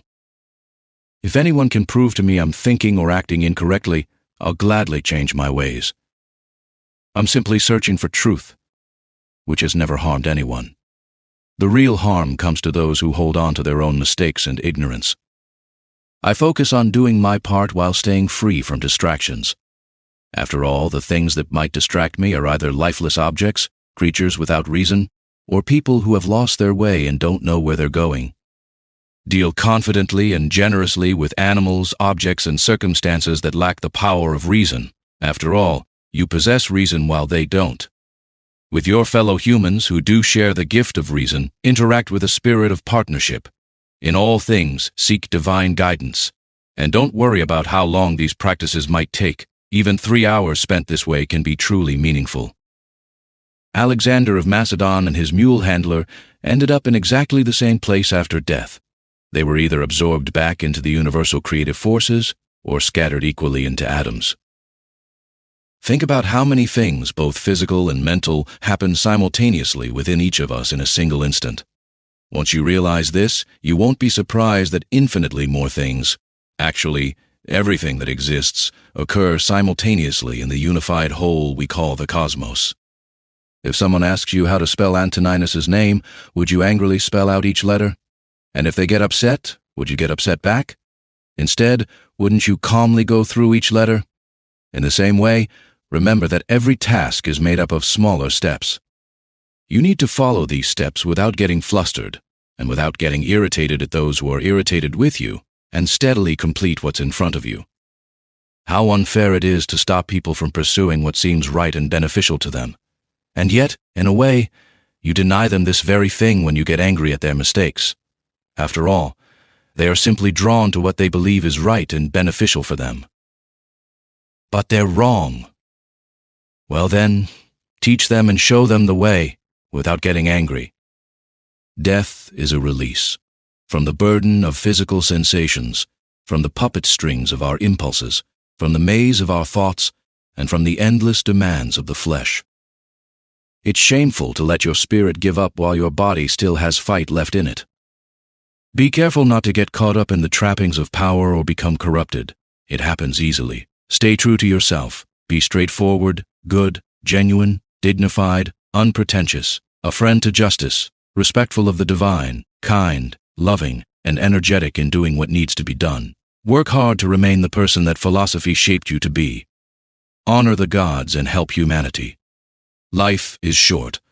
The only worthwhile achievement in our earthly existence is maintaining pure intentions and serving others. In everything, be like Antoninus. His unwavering commitment to rational action, his consistent demeanor, his reverence, his serene expression, his gentleness, his humility, and his eagerness to understand things deeply. He never rushed to conclusions without first carefully examining and clearly understanding the situation. He bore criticism without responding in kind, never acted hastily, and refused to entertain malicious gossip. He was a careful observer of character and actions, not judgmental, not easily frightened, not suspicious, not pretentious. He lived simply, satisfied with basic shelter, furniture, clothes, food, and service. He was hardworking and patient, able to stay focused on one task until evening, thanks to his modest diet that kept his body's needs regular. His friendships were steady and consistent. He welcomed those who openly disagreed with his views and was happy to be shown a better way. Though religious, he avoided superstition. May your final hour find you with a clear conscience, just as it did him. I am made up of a body and a soul. To my body, everything is indifferent. It's not even capable of making distinctions. To my mind, anything that isn't its own activity is indifferent. Whatever activities belong to the mind are completely under its control. Even then, it only concerns itself with the present moment. Future and past activities of the mind are also indifferent. Pain isn't unnatural for a hand or foot as long as the foot does what feet are meant to do, and the hand does what hands are meant to do. Similarly, pain isn't unnatural for humans as long as we're doing what humans are meant to do. And if something isn't unnatural for us, it can't be bad for us either. Think about the intense pleasures experienced by thieves, criminals, those who harm their parents, and tyrants. Have you noticed how skilled craftsmen will adapt somewhat to work with regular folks, yet they still firmly stick to the principles of their craft and won't compromise on those fundamentals? Isn't it strange that architects and doctors would show more respect for the principles of their profession than humans do for their own nature, the very thing that connects us to the divine? Asia and Europe are just corners of the universe. Every ocean is just a drop in the universe. Mount Athos is just a tiny clump of earth in the universe. All of present time is just a moment in eternity. Everything is small, changing and vanishing. Everything flows from that one source, emerging either directly from the universal guiding force or as a natural consequence of it. Even a lion's open jaws poison, and all harmful things are like thorns or mud. They're just byproducts of those things we consider noble and beautiful. So don't imagine these things as foreign to what you revere, but consider them as coming from the same source of everything. When you observe what's happening right now, you've seen everything that has ever happened since the beginning of time, and everything that will happen into infinity, because all things share the same origin and follow the same patterns. Take time to reflect on how everything in the universe is deeply connected and related to each other. In a way, all things are woven together in an intricate web, and because of this interconnection, they exist in harmony with one another. Each thing naturally follows another in a continuous flow of energy and shared purpose, unified in their fundamental essence. Love the life you've been given and the people you share it with, but love them genuinely and sincerely. When a tool, instrument, or any equipment does what it was designed to do, it works well, even though its maker is no longer present. But in things held together by nature, the creative force remains active within them. This is all the more reason to respect this force and believe that if you live and act according to its purpose, everything will flow as intended. And so it is with the universe. Everything within it flows according to its purpose. When you decide that something outside your control is good or bad, if you then fail to get what you want or get what you don't want, you'll end up blaming the gods and resenting people who you think caused or might cause your failure or misfortune. We actually create a lot of problems for ourselves because we get so worked up about these things. But if we judge only things within our control as good or bad, we'll have no reason to blame any god or fight against any person as an enemy, We all work together toward a single end result. Some knowingly and with awareness, others unconsciously. Just as Heraclitus says that even those who are sleeping are workers and contributors to what happens in the world. Each person contributes in their own unique way, and interestingly enough, even those who complain, resist, or try to undo what's happening are still contributing, because the world needs that kind of person too. So now, think carefully about which group you want to be part of. The one who manages everything will definitely put you to good use, and accept you as one of the contributors and collaborators. But make sure you don't become like that worthless and ridiculous line in the play that Chrysippus mentions. Does the sun try to do the work of the rain? Does Asclepius try to do the work of the fruit-bearer? And what about each of the stars? Though they are different, don't they all work together toward the same goal? If the gods made decisions about me and what should happen to me, they made good decisions. After all, it's hard to even imagine a god being unwise. Why would they want to harm me? What would they, or the universe, which they care about most, gain from that? And if they haven't made specific decisions about me personally, they've certainly made decisions about the bigger picture, and whatever happens to me as a result of those decisions, I should welcome and embrace. But let's say they don't make decisions about anything, though it wouldn't be right to believe this. If we did, we shouldn't make offerings or pray or take oaths or do any of the other things we do regularly as if the gods were present and living among us. But even if they don't make decisions about our affairs, I'm still free to make decisions about myself, and I can think about what's best for me. What's best for each person aligns with their own makeup and nature, and my nature is rational and social. As Antoninus, Rome is my city and homeland. As a human being, the world is. So only what benefits these two cities can be good for me. Whatever happens to each individual ultimately benefits the whole. This alone would be enough to remember. But if you pay attention, you'll generally notice that what benefits one person also tends to benefit others, though nowadays we should understand benefit in a broader, more universal sense. Just as you get tired of seeing the same things over and over at the amphitheater and similar venues, where the repetitive shows become boring to watch, the same thing happens with life in general. Everything cycles up and down, always the same patterns from the same sources. So how long will this go on? Think about all the different kinds of people who have died throughout history, people from every profession and every nation. This reflection can lead you all the way back to Philistion, Phoebus, and Originian. Now consider all the other groups of people. We must all follow the same path as those brilliant orators and noble philosophers like Heraclitus, Pythagoras, and Socrates, as well as all those heroes of old and the later generals and rulers. Think too of Eudoxus, Hipparchus, and Archimedes, and all those other sharp minds, proud, hard-working, clever, and stubborn people, including those who mock the brief and fragile nature of human life, like Menippus and others like him. Consider how all of these people have long since passed away. But what harm has death done to them? And what about those whose names aren't even remembered? Here's what truly matters: to live with truth and justice, showing kindness even to those who are dishonest and unjust.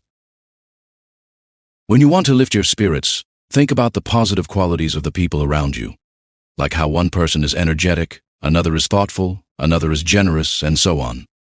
Nothing brings more joy than seeing these glimpses of virtue shine through in the character of those we live with, especially when we notice many of these qualities coming together. That's why we should always keep these thoughts close at hand. Are you frustrated that you weigh only a certain number of pounds and not 300? Then apply that same thinking to your lifespan. You've been given a certain number of years to live, not more. Just as you're content with the portion of material wealth assigned to you, be satisfied with your allotted time as well. Try to persuade them, but act even without their approval when justice demands it. However, if someone forcefully resists, stay positive and peaceful, using the obstacle as an opportunity to practice a different virtue. Remember that you began with flexibility in mind and never aimed for the impossible. What did you aim for? Simply to make the attempt. In this you've succeeded. What brought us here has come to pass. The glory seeker mistakes other people's achievements for their own success, while the pleasure seeker chases fleeting feelings. But the wise person finds true value in their own thoughtful actions. You have the power to choose not to make assumptions about things, sparing yourself from mental disturbance. After all, external circumstances don't inherently have the ability to shape our judgments. Train yourself to listen fully to what others are saying, letting go of distractions and, as much as possible, stepping into their mindset. What harms the hive also harms the bee. If sailors criticized how I steered the ship, or if patients complained about my medical treatment, would I focus on anything other than doing what's best to keep those aboard safe and help those under my care get healthy? Think about how many people who entered this world alongside you have already departed. To someone with jaundice, honey tastes bitter. To a person bitten by a rabid dog, water is terrifying. And to a child, a small ball is the most wonderful thing ever. So why do I get angry at people with different views? Do you really think their wrong opinions are any less powerful than the bile affecting the jaundiced person, or the venom affecting the person with rabies? No one can stop you from living in harmony with your true nature, and nothing will happen to you that goes against the laws of the universe. Look at the type of people they want to impress, and what achievements and actions they use to do it. How quickly time will cover everything up, just as it has already covered so much. Book 7. What is evil? It's something you've seen many times before. And for everything that happens, keep in mind that you've seen this too, time and time again. Look up and down through history, and you'll find the same patterns repeating. They fill the ancient histories, the middle periods, and recent times. They fill our cities and homes today. There's nothing new under the sun. Everything is familiar and fleeting. How else can beliefs be put to rest except by extinguishing the thoughts that sustain them? You have the power to rekindle these thoughts at any time. I can choose how to think about any situation, and if I can do that, why should I be troubled? Things outside my mind have absolutely no influence over my mind. Learn this truth and you'll find your balance. You can start fresh at any moment. Just look at things again as you did before. That's what it means to begin anew. Look at all the empty spectacles people chase after. Theatrical performances, herds of sheep and cattle, mock battles, a bone tossed to puppies, fish feeding in ponds, ants laboring and carrying loads, panicked flies darting about, puppets dancing on strings. In the face of all this, we should remain calm and gracious rather than arrogant, while recognizing that each person's worth matches exactly what they choose to value and pursue. You should carefully follow both what people say and what they do, paying close attention to their intentions. When observing others, immediately notice what goal they're working toward, and when listening to them, be mindful of what they really mean. Is my mind up to this task or not? If it is capable, I'll use it for the work as a tool given by the universal nature. If it's not up to the task, I'll either step aside and let someone more qualified handle it, unless that would be inappropriate, or I'll do what I can while collaborating with someone who, guided by my judgment, can help accomplish what's timely and useful for society right now. Whatever I do, whether by myself or with others, should have just one aim: to serve the common good and harmony. Even those who were once celebrated with many hymns have now been given over to forgetfulness, and those who sang their praises long ago have vanished. Don't be ashamed to accept help. Your job is to accomplish your mission, like a soldier defending the walls. So what if you can't climb up to the battlements alone because you're limping? With someone's help, you can still get up there. Don't let future worries stress you out. When the time comes, you'll face them with the same wisdom you're using to handle today's challenges. Everything is woven together in a sacred bond, and nothing is truly separate from anything else. All things are arranged together and work in harmony to create one unified world. There is one cosmos made of everything, one divine force flowing through all things, one fundamental essence, and one universal law. All intelligent beings share a common understanding, and there is one truth, just as there is one state of perfection for all beings of the same kind who participate in the same universal reason. Everything material dissolves quickly back into the essence of all things. Every cause is swiftly absorbed into the universal reason, and every memory rapidly becomes buried in the vastness of time. For a rational being, Acting according to nature and acting according to reason are one and the same thing. Upright without being set upright. Just as the parts of the body work together in unity, rational beings are designed to cooperate with each other, even when separated. You'll understand this better if you frequently remind yourself, I am a member of the community of rational beings. But if you only say you're a part of it using the letter R, you haven't yet learned to love people from your heart. Doing good won't bring you genuine joy yet. You're just doing what seems proper rather than treating it as doing good for yourself. Let whatever happens come as it may to those who can be affected by such events. Those who are affected can complain about it if they want to, but as for me, unless I decide that what happened is bad, I haven't been harmed at all, and it's completely up to me whether I make that decision or not. No matter what others may do or say, I must remain true to my good nature. Just as if an emerald, gold, or purple dye were to say, whatever anyone does or says, I must remain an emerald and keep my natural color. Your mind's ruling faculty doesn't create its own problems. What I mean is, it doesn't frighten itself into desires. If someone else tries to scare or hurt it, let them try. Your mind won't turn itself toward such disturbances through its own beliefs. Let the body worry about any harm that might come to it, if it can, and let it speak up if it's suffering. As for that anxious little soul that feels fear and pain and makes assumptions about these things, it won't actually suffer at all, because you won't lead it to make such judgments. The ruling faculty in itself has no needs unless it creates them for itself. In the same way, it remains peaceful and free from obstacles unless it disturbs and blocks itself. True happiness comes from having a good spirit or good inner guidance. So why are you here, unwanted thought? Please leave, I beg you, just as you came. I don't need you. You've shown up out of old habit. I'm not angry with you, just go away. Are you afraid of change? But what can happen without change? What could be more natural or more essential to the universe's design? Can you even take a bath if the firewood doesn't transform? Can you eat if your food doesn't change form? Can anything useful be accomplished without change? Don't you see that your own transformation is just as natural and just as necessary to the universe's plan? All physical things flow through the universal substance like a rushing river, naturally unified and working together with the whole, just as our body parts work together. Think how many Chrysippuses, how many Socrateses, how many Epictetuses time has already swallowed up. Let this same thought come to mind whenever you think of any person or thing. Only one thing causes me concern, that I might do something that goes against human nature, either by doing what it doesn't want, how it doesn't want it done, or when it doesn't want it done. Soon you'll forget everything, and soon everyone will forget you. It's a uniquely human quality to show love even to those who stumble. This becomes easier when you remember that they are your fellow humans, that they make mistakes out of ignorance and unintentionally, that both of you will soon be gone, and, most importantly, that they haven't truly harmed you. For they haven't made your inner self any worse than it was before. Universal nature works with all existence like an artist with wax, first shaping a little horse, then melting it down to form a little tree using that same material. Then perhaps it becomes a tiny human, then something else entirely. Each of these forms exists only briefly.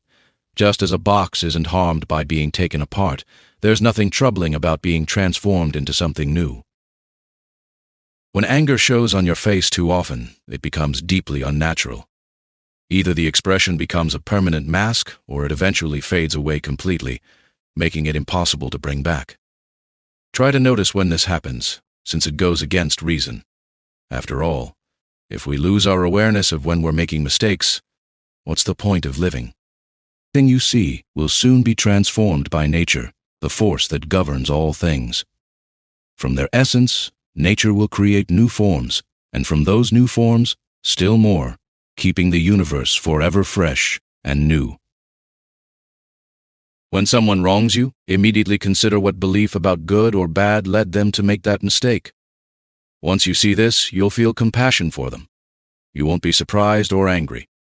After all, either you still hold the same belief about what's good as they do, or something similar to it, in which case you should forgive them.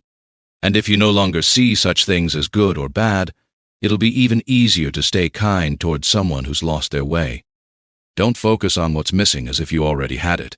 Instead, count your blessings among what you have right now, and remind yourself how much you would have wanted these very things if you didn't have them. At the same time, be careful not to grow so attached to appreciating these things that you start overvaluing them, to the point where you'd be upset if they were gone. Turn inward and center yourself. It's in our nature as rational beings to find contentment through doing what's right, finding inner peace in that very act. Let go of your imagined troubles. Stop letting yourself be pulled around like a puppet. Focus fully on the present moment. Recognize clearly what is happening, whether to you or to others. Analyze and break down each situation into its cause and its physical elements. Think about your final hour. When others make mistakes, leave those errors where they occurred. Don't carry them with you. Let your mind fully absorb what's being said. Let your thoughts sink deep into both what's happening and what's creating it. Live your life with simplicity, self-respect, and a calm acceptance of whatever lies between virtue and vice. Love humanity deeply. Follow the divine path. Some say that everything is just convention and only the elements are real. But it's enough to remember that very few things operate by natural law. Most things are indeed matters of human convention.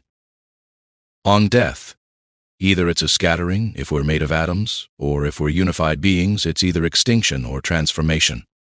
On pain, if it's unbearable, it won't last long. If it lasts long, it's bearable.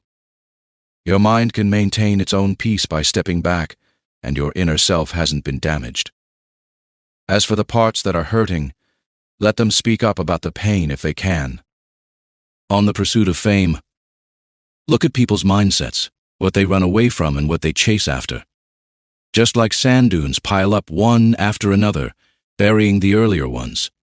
That's how quickly in life the present buries what came before. When a mind is filled with noble thoughts and can contemplate all of time and all of existence, don't you think such a person would find human life rather small in comparison? Impossible not to, he said. And wouldn't someone like that not view death as anything to fear? Not at all. It's noble to do good deeds while enduring criticism. It's strange that we let our faces be controlled and shaped by our thoughts, allowing our mind to tell us how to compose and style our appearance. Yet we don't give that same care and attention to shaping and refining our mind itself. It's pointless to get angry at things. They really don't care either way. May you bring joy to both the immortal gods and us. Life is harvested like ripe grain. Some stalks stand while others fall. Even if the gods have neglected me and my child, there must be a reason for this too. For what is good and just stands with me. Don't join in the grieving or get worked up about things. I would respond to such a person with this reasonable argument. My friend, you're mistaken if you think someone of any worth should worry about the risk of living or dying. Instead, they should focus on just one thing when they act, whether what they're doing is right or wrong, whether it's the action of a good person or a bad one. Here's the truth, people of Athens. When someone chooses their position because they believe it's right, or when a leader assigns them that position, they should stay there and face whatever comes, in my view, without worrying about death or anything else compared to dishonor. My dear friend, consider this. Perhaps there's more to true nobility and goodness than just staying alive and keeping others alive.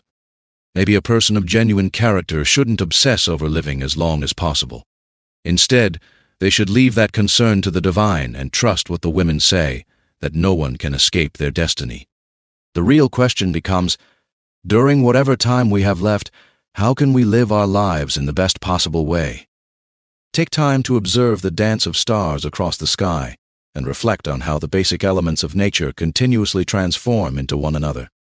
These contemplations have a way of cleansing our minds from the dirt of earthbound living. Plato made a beautiful observation. When discussing human affairs, we should view earthly matters as if looking down from above.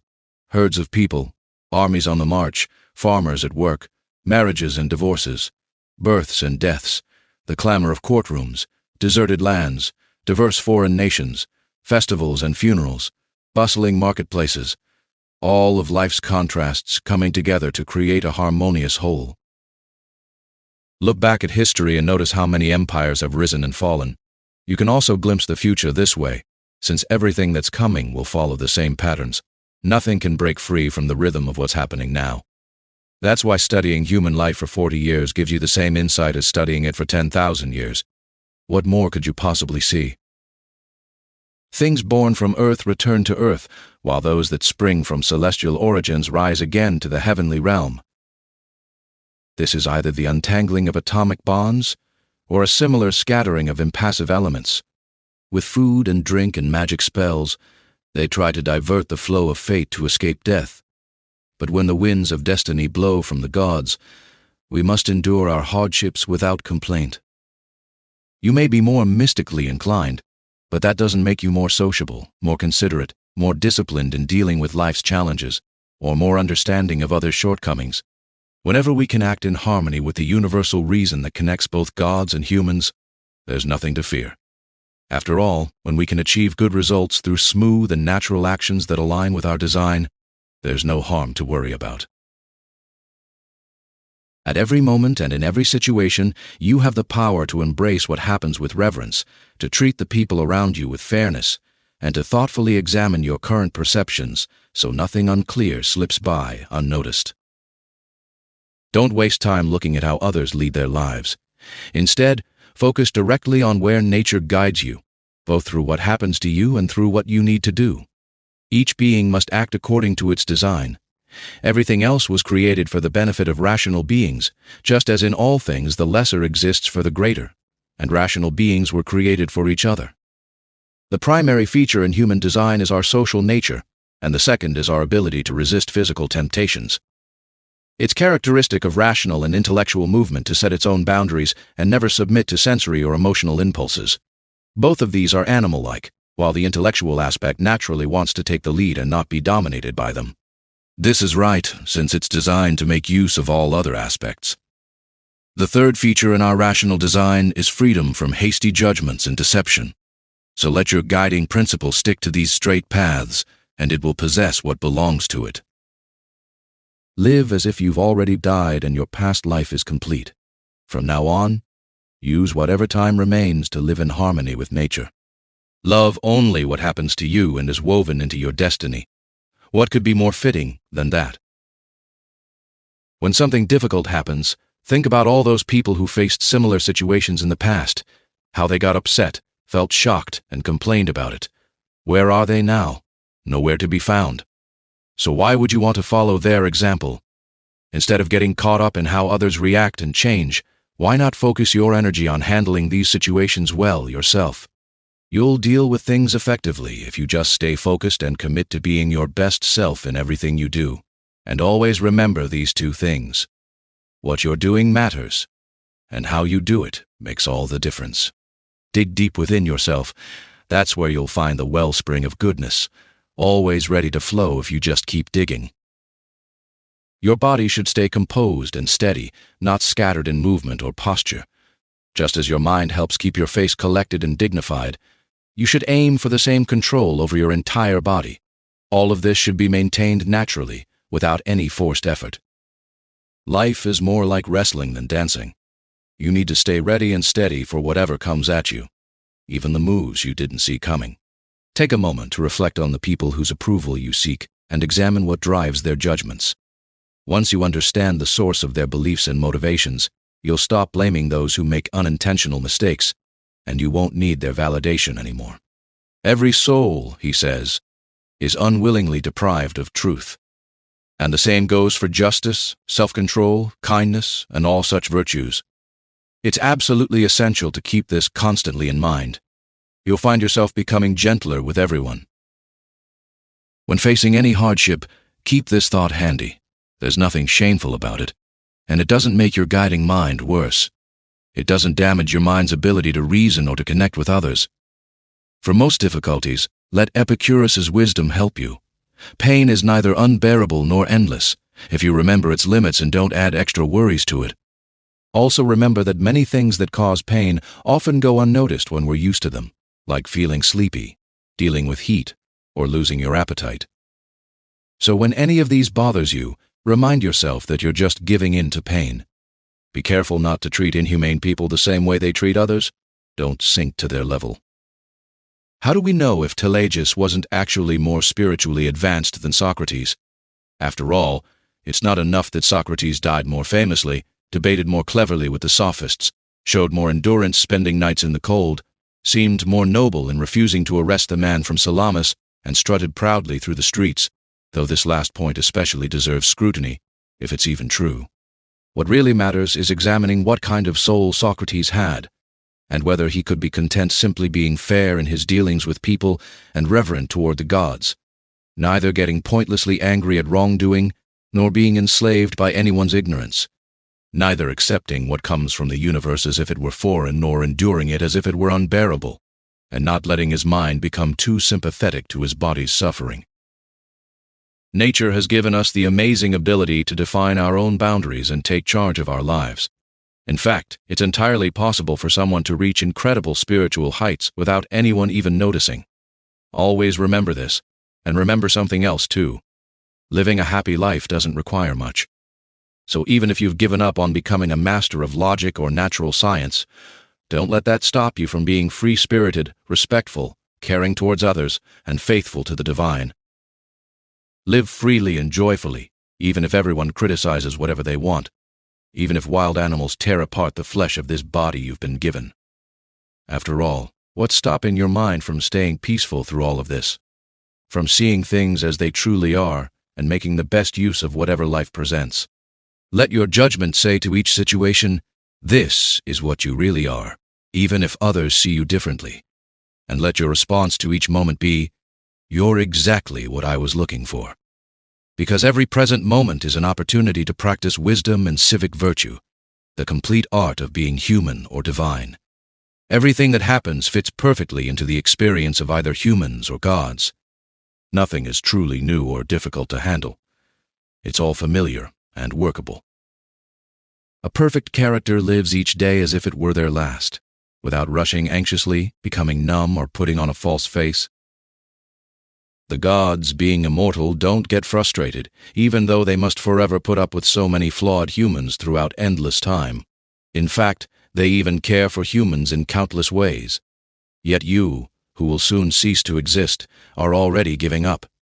And you're one of those flawed humans yourself? It's ridiculous to avoid dealing with our own flaws, which we can actually fix, while trying to escape those of others, which is impossible. When our reason and social sense discover something that is neither rational nor contributing to the common good, they naturally consider it beneath their dignity. When you've done something good and someone has benefited from it, why look for anything more? Only fools seek recognition for their good deeds, or expect something in return. No one gets tired of being helpful, since helping others is a natural action. So don't get worn out when you're being helpful, especially while you're helping others. Nature initially set out to create an ordered universe. Now everything that happens either follows a natural sequence, or even the most important events toward which the universe's guiding force directs its energy happen without reason. Keeping this in mind will bring you much peace. Book 8. Here's something that can help free you from vanity. You can no longer claim to have lived your whole life, or at least your youth, as a philosopher. You know, and many others know too, that you've fallen short of philosophy. So you're in a complicated situation. It's no longer easy to earn a reputation as a philosopher, especially given your current circumstances. So if you've truly seen where the truth lies, forget about what others might think of you. Be content if you can spend whatever time you have left living according to your true nature. Focus on understanding what your nature wants, and don't let anything else distract you. You've wandered through so many things, searching but never finding the good life. Not in logical arguments, not in wealth, not in fame, not in pleasure, nowhere. So where is it found? In doing what human nature requires. How can you do this? By holding principles that guide your choices and actions. What principles? Those about good and evil, understanding that nothing is truly good for a person unless it makes them just, self-controlled, courageous, and free, and nothing is truly bad unless it creates the opposite of these qualities. Before every action, ask yourself, how do I feel about this? Will I regret it later? Life is short. Soon I'll be gone and everything will fade away. So what more could I want, if my present action is that of a thoughtful being connected to others and in harmony with the divine order. What do Alexander, Gaius, and Pompey amount to when compared to Diogenes, Heraclitus, and Socrates? The latter group truly grasped the nature of things. They understood root causes, basic elements, and what guides the human mind. But the former? They were preoccupied with politics and bound by countless obligations. They'll keep doing exactly the same things, even if you burst with frustration. First, don't get worked up. Everything follows the natural order of the universe, and in a short while you'll be gone without a trace, just like Hadrian and Augustus. Next, take a good look at the situation in front of you, and remember that your duty is to be a good person. Consider what human nature requires of you, then do exactly that without hesitation. Say what seems most right to you. Just make sure you do it with kindness, humility, and complete sincerity. Nature has one essential task: to take what exists here and transform it there, to change things, to take from one place and carry to another. Everything is in constant transition, but there's no need to fear anything new. It's all familiar. Even the portions are distributed fairly. Every nature is content when it follows its true path. For a rational nature, that path means not accepting false or uncertain impressions, directing all actions toward serving others, channeling desires and aversions only toward things within our control, and embracing whatever universal nature assigns to us. After all, we are part of it, just as a leaf is part of a tree. The difference is that a leaf is part of an unconscious, irrational nature that can be hindered, while human nature is part of an unhindered, intelligent, and just nature that gives everyone their fair share of time, substance, cause, action, and circumstance. But don't just look for perfect equality between individual things. Instead, consider whether the total sum of one person's portion equals the whole of another's. Even if you can't pursue higher learning, you can still resist arrogance. You can rise above pleasures and pains. You can see past the need for fame and recognition. You can choose not to get angry with those who are insensitive and ungrateful. You can even care for them. Stop complaining about life at court, not to others, and not even to yourself. Regret is when we criticize ourselves for having missed something valuable. Now, anything valuable must be good, and a person of true virtue should care about what's good. But no truly virtuous person would ever regret missing out on some fleeting pleasure. Therefore, pleasure is neither valuable nor good. When you encounter anything, ask yourself, what is this thing in its most basic nature? What are its essential qualities and physical properties? What causes it to be this way? What purpose does it serve in the world? And how long will it last? When you find yourself struggling to get out of bed in the morning, remember this. It's part of your natural design and fundamental human nature to contribute meaningfully to society. While sleeping is something we share with animals, whatever aligns with each creature's nature is what feels most natural, suitable, and ultimately most satisfying to them. Constantly and in every situation possible, strive to understand things through natural science, human nature, and logical reasoning. When you meet someone, immediately ask yourself, what beliefs does this person hold about good and evil? Because if they have certain views about pleasure and pain, about what causes each of them, about reputation and disgrace, about death and life, if these are their core beliefs, then I shouldn't be surprised or find it strange when they act in certain ways. I'll remember that they're simply acting according to what they believe they must do. Remember, just as it would be silly to be surprised that a fig tree produces figs, it's equally silly to be shocked by what naturally happens in the world. Similarly, a doctor isn't surprised when a patient has a fever, and a ship's captain isn't shocked when the winds blow against them. Remember that it's equally liberating to change your mind and to follow someone who guides you to a better way. After all, your actions flow from your own motivation, judgment, and understanding. If something is within your control, why aren't you doing it? And if it's not in your control, who are you blaming? The atoms or the gods? Both options are foolish. Don't blame anyone. If you can fix it, do so. If you can't fix it, then fix the situation itself. And if you can't even do that, what's the point of complaining? We shouldn't do anything without purpose. Nothing that dies falls outside of the universe. If it stays here, it changes here and dissolves into its basic elements, which are part of the universe and yours too. These elements themselves also change, and they don't complain about it. Everything in nature has its purpose. The horse, the grapevine, everything. Why are you surprised? Even the sun would say, I was created for a specific task, as would all the other gods. So what about you? Were you created just for pleasure? Think carefully, if that makes any sense.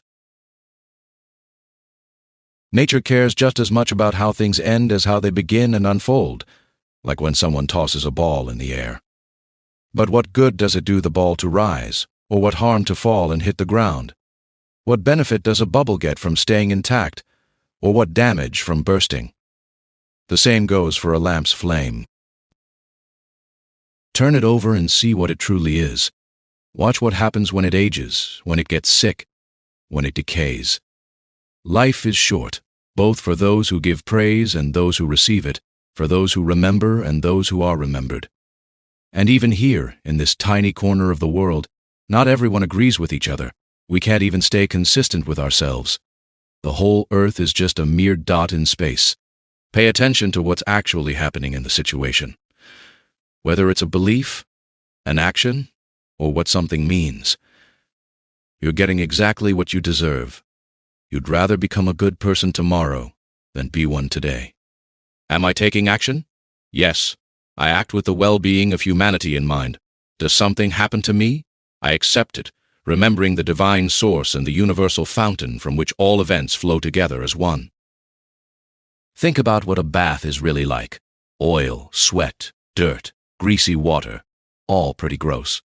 Well, that's exactly what every aspect of life and everything we experience is like. Lucilla mourned Verus, then Lucilla herself was mourned. Secunda mourned Maximus, then Secunda was mourned. Epitentinus mourned Diotimus, then Epitentinus was mourned.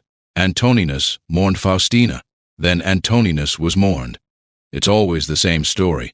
Celer mourned Hadrian, then Celer was mourned. And what about those clever ones, those who claimed to see the future, or were full of themselves, like the sharp-minded ones? Charax, Demetrius the Platonist, Eudaimon, and others like them. Everything is fleeting. They've all been dead for ages. Some were forgotten almost immediately, others became mere legends, and some have even faded from legend entirely. Remember this, your time will come too. Either your body will break apart, or your last breath will fade away, or your spirit will move on and find its place somewhere else. True happiness comes from doing what humans are meant to do, showing kindness to our fellow humans, rising above our physical urges, carefully examining our assumptions, and understanding both the nature of the universe and everything that happens within it. There are three key relationships in life. First, with the vessel that contains us. Second, with the divine cause from which all things flow. And third, with those who share our journey through life. Pain affects either the body or the soul. If it's physical, let the body deal with it. If it affects the soul, remember that the soul can maintain its own clarity and calm by choosing not to view the pain as evil. After all, our judgments, impulses, desires, and aversions all come from within. Nothing external can truly reach that inner space. Keep clearing your mind by telling yourself, right now I have the power to remove any negativity, desire, or confusion from my thoughts. Instead, I can see things exactly as they are and respond to each situation appropriately. Remember, this natural ability is always within your control. Whether speaking in the Senate or to any person, communicate with grace and moderation, not over-elaborately, and use clear, healthy reasoning. Consider Augustus's court. His wife, daughter, grandchildren, ancestors, sister, Agrippa, relatives, household members, friends, Arius, Maecenas, physicians and priests, the entire court now dead. Then look at other dynasties, not just the death of one person like the Pompeys. Think about that common inscription on tombs, last of their line. Consider how desperately those who came before struggled to leave behind an heir, yet inevitably someone must be the last. Here again we see the death of an entire family line. Life should be composed as a single unified action, and if each part gives its best possible contribution, that's enough. No one can prevent a part from giving its best. But what about external obstacles, you might ask? Well, nothing can stop you from acting with justice, self-control, and wisdom. Some other activities might get blocked, but by accepting the obstacle gracefully and smoothly shifting to what's available, you immediately find another action that fits perfectly into life's overall composition we're talking about. Accept without pride, let go without attachment. Have you ever seen a severed hand, foot, or head lying somewhere apart from its body? That's exactly what someone does to themselves when they reject what happens to them or cut themselves off from others by acting selfishly. It's like you've thrown yourself away from your natural connection to the whole, because you were born to be part of it. But now you've cut yourself off. Here's the beautiful part, though. You have the ability to reunite yourself. God hasn't given this gift to any other separated part. No other severed piece can rejoin itself. Just think about the incredible kindness shown to humans. Not only did God give us the power to stay connected to the whole in the first place, but even after we disconnect, we can return, grow back together, and reclaim our place as a vital part of the whole. Just as nature has given each rational being various abilities according to what rational creatures need, we've also received this special power from nature itself. Think about how nature takes everything that stands in its way or resists it, then transforms it to fit into the grand scheme of things, making it part of itself. In the same way, a rational being can turn any obstacle into material for its own growth and use it to achieve whatever goal it originally set out to accomplish. Don't let the big picture of life overwhelm you, and don't get caught up imagining all the potential hardships that might come your way. Instead, focus on each present moment and ask yourself, what's really so unbearable about this current situation? You'll probably feel embarrassed to admit there isn't much. Then remind yourself that neither the future nor the past is weighing you down.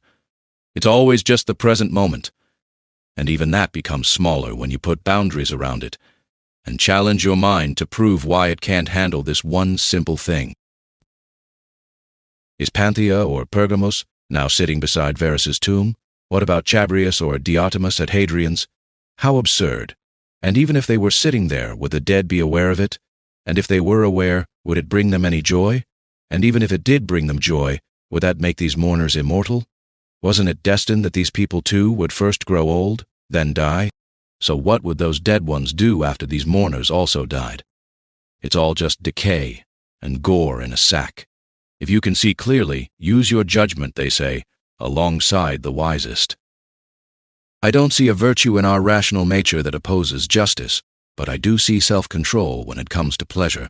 If you remove your opinion about what seems to be causing you pain, you yourself stand in complete safety. Who is this you? Reason. But I am not reason. Fine. Then let reason not trouble itself. And if anything else is wrong with you, let it form its own opinion about itself. Different things bring joy to different people, but what makes me happy is having a healthy mind that doesn't turn away from anyone or anything that happens in life. Instead, it looks at everything with kind eyes, accepting each situation and dealing with it according to its true value. Look at this moment. Make it count. It's yours to embrace. Those who chase after future fame don't realize that the people of tomorrow will be just like the ones who irritate them today, and they'll be just as mortal. Besides, what difference does it really make to you what those future people might say about you or what opinions they might hold? Take me and place me wherever you want, for even there I'll have my inner spirit content, that is, satisfied if it can express and act according to its true nature. Is anything really worth making my soul suffer and diminish itself, becoming small, grasping, entangled, and startled? What could you possibly find that's worth all that? Nothing can happen to a person that isn't a natural part of being human, just like nothing happens to a cow that isn't natural for cows, or to a vine that isn't typical for vines, or to a stone that isn't characteristic of stones. So if what happens to everything is normal and natural, why get upset? After all, the universal nature hasn't given you anything you can't handle. If something external is causing you distress, it's not really the thing itself that's bothering you. It's your judgment about it. And you have the power to change that judgment at any time. If you're troubled by something in your own mindset, who's stopping you from correcting that belief? Similarly, if you're upset because you're not taking an action that seems right to you, why not just take that action instead of being upset? But there's something stronger standing in my way, you might say. Well, in that case, don't worry about it. If you can't act, it's not your fault. But life isn't worth living if I can't do this. Then leave life with grace, just as someone who achieves their goals would die, at peace with whatever stands in your way. Remember this: your mind becomes unconquerable when it turns inward and finds contentment within itself, refusing to do what it doesn't want to do, even if that resistance comes from pure stubbornness. Now imagine how much stronger it becomes when it makes decisions thoughtfully and rationally. This is why a mind free from emotional turmoil is like an unshakable fortress. There's nothing more secure that humans can rely on. Once you take refuge there, you become truly invincible. Anyone who hasn't discovered this truth remains ignorant, and those who have seen it but don't seek shelter there are unfortunate indeed. Don't tell yourself anything beyond what your initial impressions reveal. You hear that someone is speaking badly of you? That's all you know. You haven't been told that you're actually harmed. I see that my child is sick. That's what I see. But I don't see that they're in danger. So always stick to these first impressions and don't add your own internal commentary, and nothing will trouble you. Or rather, do add commentary, but as someone who deeply understands everything that happens in the world. Dances. You encounter a bitter cucumber? Leave it be. Thorns in your path? Step around them. That's all you need to do. Don't make a big deal about it by asking, why do these things exist in the universe? A scientist would laugh at you just as a carpenter or shoemaker would chuckle if you complained about the wood shavings or leather scraps in their workshops. At least craftspeople have somewhere to dispose of their waste, while nature has no place outside itself to throw things. This is what makes nature's craftsmanship so remarkable. It contains everything within itself, transforming what appears to be decaying, aging, and useless back into itself. From these same materials it creates fresh new things, requiring neither external resources nor a place to discard what's worn out. Nature is perfectly content with its own space, its own materials, and its own creative processes. Don't rush through your actions, ramble in conversations, let your thoughts wander aimlessly, or let your spirit be either overwhelmed or overly excited. And don't let life's busyness consume you. People may kill, tear things apart, or curse you with their words. But how does any of this prevent your mind from staying pure, sensible, wise, and just? It's like someone standing by a clear, sweet spring shouting insults at it. Yet the spring keeps bubbling up with drinkable water. Even if they throw mud or garbage into it, it quickly disperses these things and washes them away, never becoming stained. So how can you maintain such an endless spring rather than a mere well? By guarding your freedom at every moment, while staying kind, straightforward, and respectful.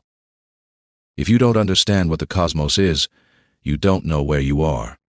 If you don't understand its purpose, you don't know who you are or what the cosmos is. And if you miss either of these points, you can't even express your own purpose. So what do you think about someone who chases or runs from the praise of others, who neither know where they are, nor who they are? Do you really want praise from someone who curses themselves 3 times an hour? Do you want approval from someone who can't even approve of themselves? Can someone truly be at peace with themselves when they regret almost everything they do? Don't just breathe in harmony with the air around you. Start thinking in harmony with the universal intelligence that surrounds everything. After all, this intelligent force flows through and permeates everything just as completely for those ready to absorb it as air does for those ready to breathe it. Evil in general doesn't harm the universe, and specific instances of evil don't harm others. They only harm the person who has the power to free themselves from it, whenever they choose to do so. Just as another person's breath or flesh means nothing to my power of choice, their ability to make choices is equally irrelevant to me. Even though we were created to work together, each of our minds maintains its own authority. Otherwise, my neighbor's bad choices would become my own misfortune, something God didn't intend, so that my happiness wouldn't depend on someone else.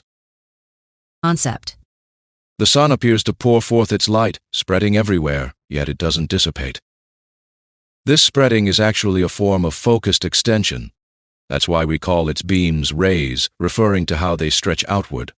To understand what a ray is like, watch sunlight entering a dark room through a narrow opening. It travels in a straight line and seems to brace itself against any solid object it meets, which blocks the air beyond. At this point, the light stops. It doesn't slide away or fall. This is exactly how our thoughts should spread and diffuse, not by scattering aimlessly, but through focused extension. When meeting obstacles, our thoughts shouldn't crash against them violently or forcefully, nor should they collapse. Instead, they should stand firm and illuminate whatever receives them. After all, anything that refuses to transmit light deprives itself of brightness. When you fear death, you're either afraid of losing all sensation or experiencing a different kind of sensation altogether. But think about it. If you no longer have any sensation, you won't feel anything bad either. And if you gain a different kind of sensation, you'll simply become a different kind of living being. You'll still be alive, just in a new way. People exist for each other, so either teach them or bear with them. An arrow and a mind travel in different ways, yet the mind, whether moving cautiously or circling around in contemplation, still moves straight ahead toward its target just the same. Learn to understand the guiding mind of others while allowing them to look into yours. Book 9. When someone acts unjustly, they act impiously.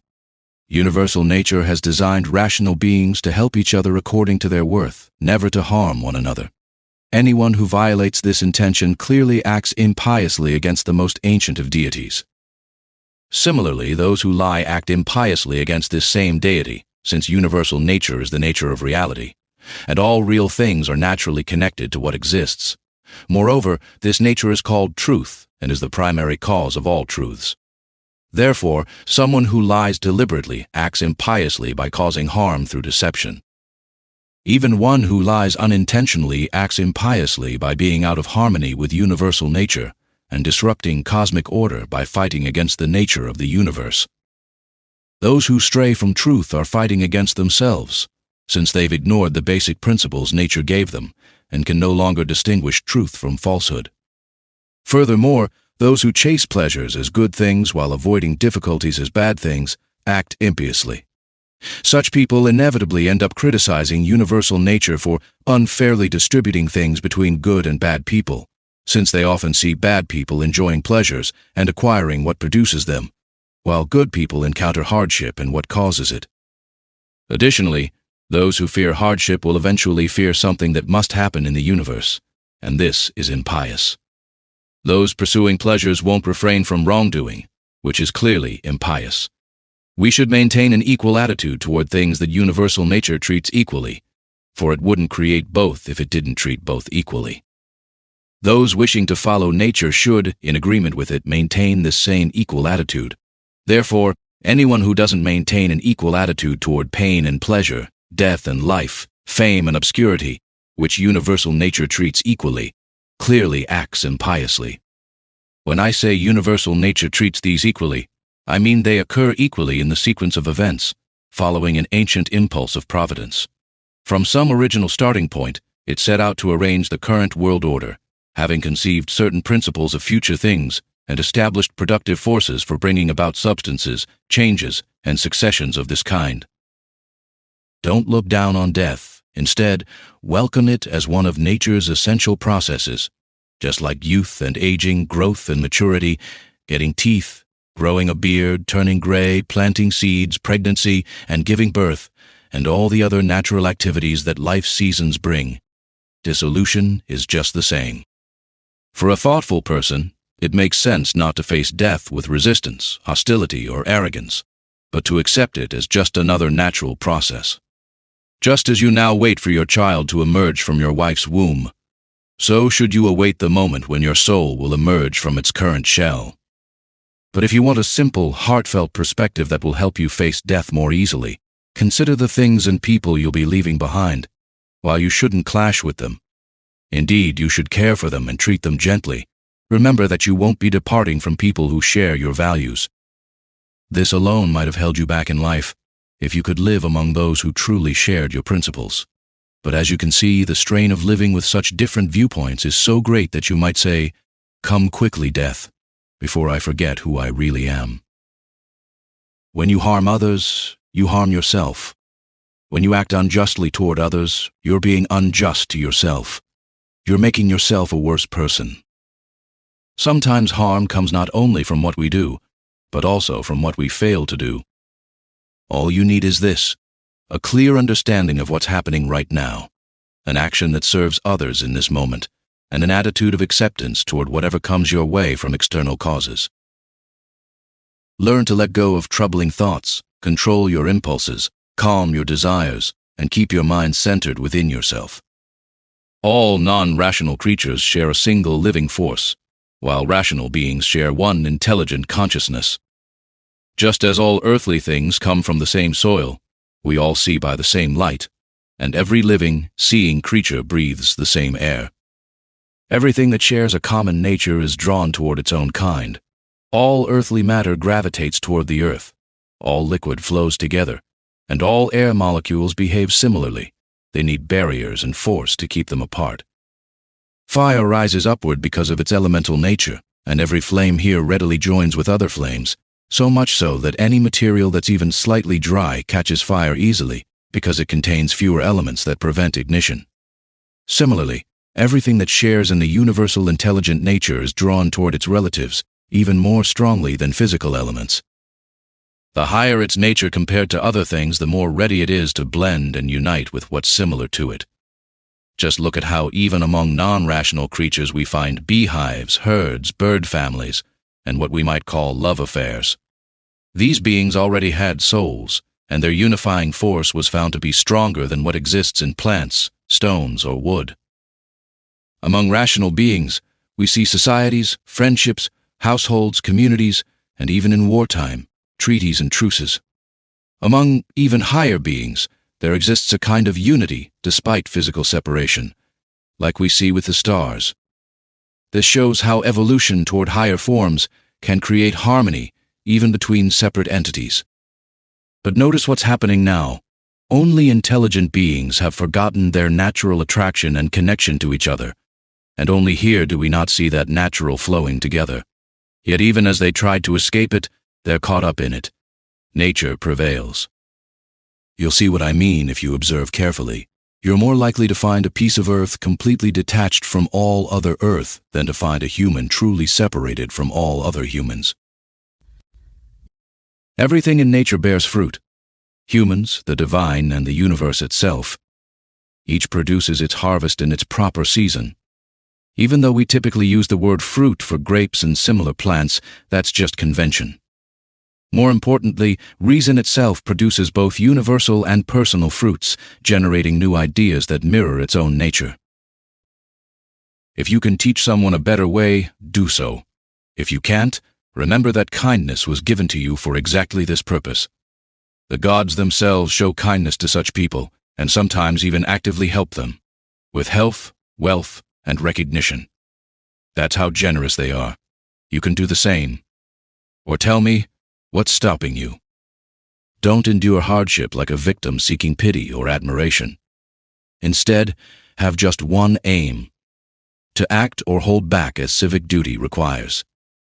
Today I stepped out of every difficult situation. Or rather, I cast out every difficulty. For it wasn't outside of me at all, but inside, in my own thoughts and judgments. All these things are familiar through experience, fleeting in time and dirty in their material nature, just like everything we saw and those we've buried.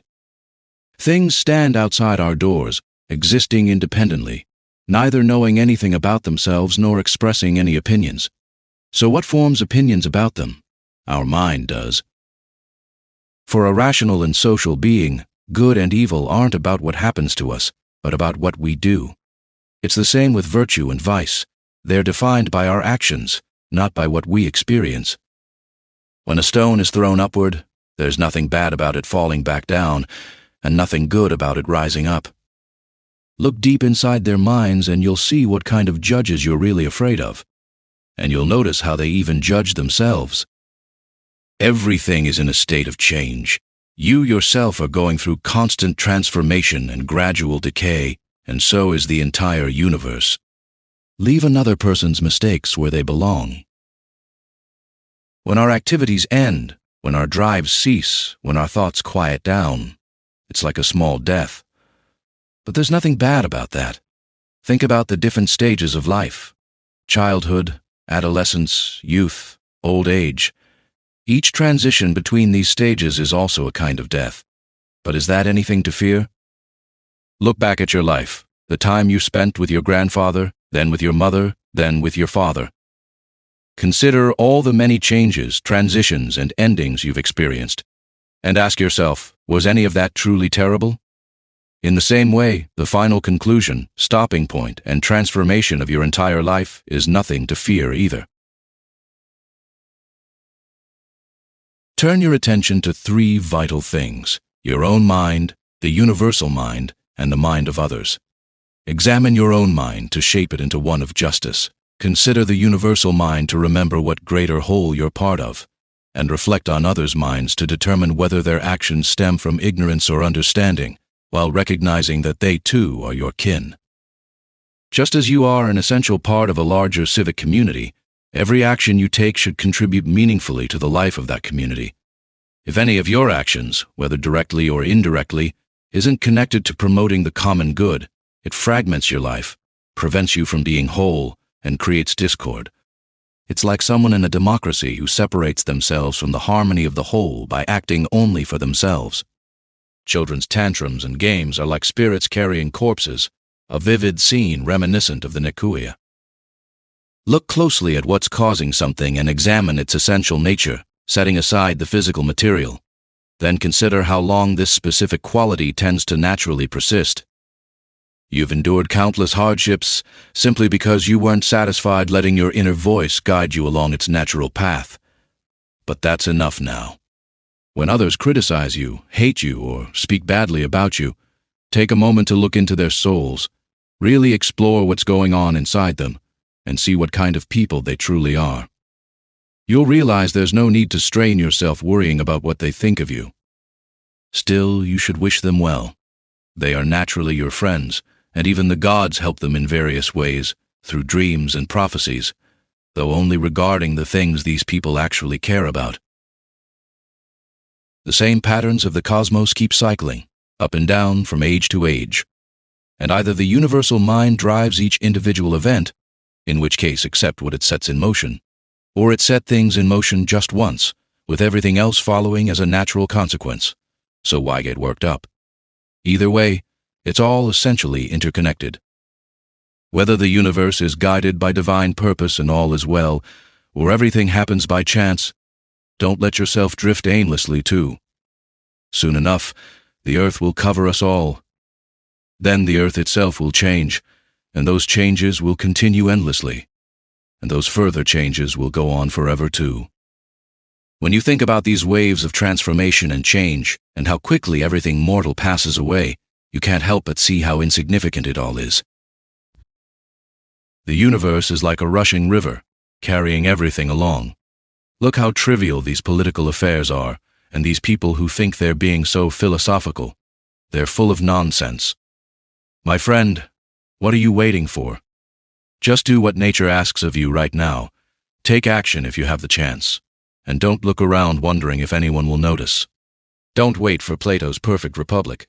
Be satisfied if you can make even the smallest progress, and remember that even such a tiny step forward is worth celebrating. After all, who can change their deep-seated beliefs?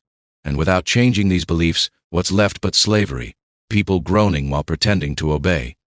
Go ahead, talk to me about Alexander, Philip, and Demetrius of Phalerum. They'll show whether they understood what universal nature wanted, and if they truly educated themselves. If they were just putting on a show, no one has sentenced me to copy them. The work of philosophy is simple and modest. Don't drag me into pretentious showmanship. Look down from above and observe countless herds of creatures, endless rituals and ceremonies, all types of voyages through storms and calm seas, and the constant cycle of things coming into being, existing together, and passing away. Consider also the lives lived by others long ago, the lives that will be lived after you're gone, and the lives being lived right now in foreign lands. Think about how many people don't even know your name, how many will soon forget it, and how many who might praise you today will criticize you tomorrow. Neither memory nor fame nor anything else really matters in the grand scheme of things. Stay calm when dealing with things beyond your control, and act with fairness in matters that depend on you.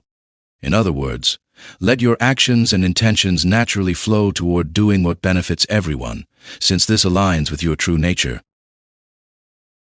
You can remove many of the things that bother you. They exist only in your mind. Once you do this, you'll create plenty of mental space for yourself by embracing the entire universe in your thoughts, contemplating eternal time, and considering how quickly everything changes. Think about how brief the span is between birth and dissolution, how boundless the time before birth, and how equally infinite the time after dissolution. Everything you see will quickly fade away, and those who witness this decay will themselves soon fade away too.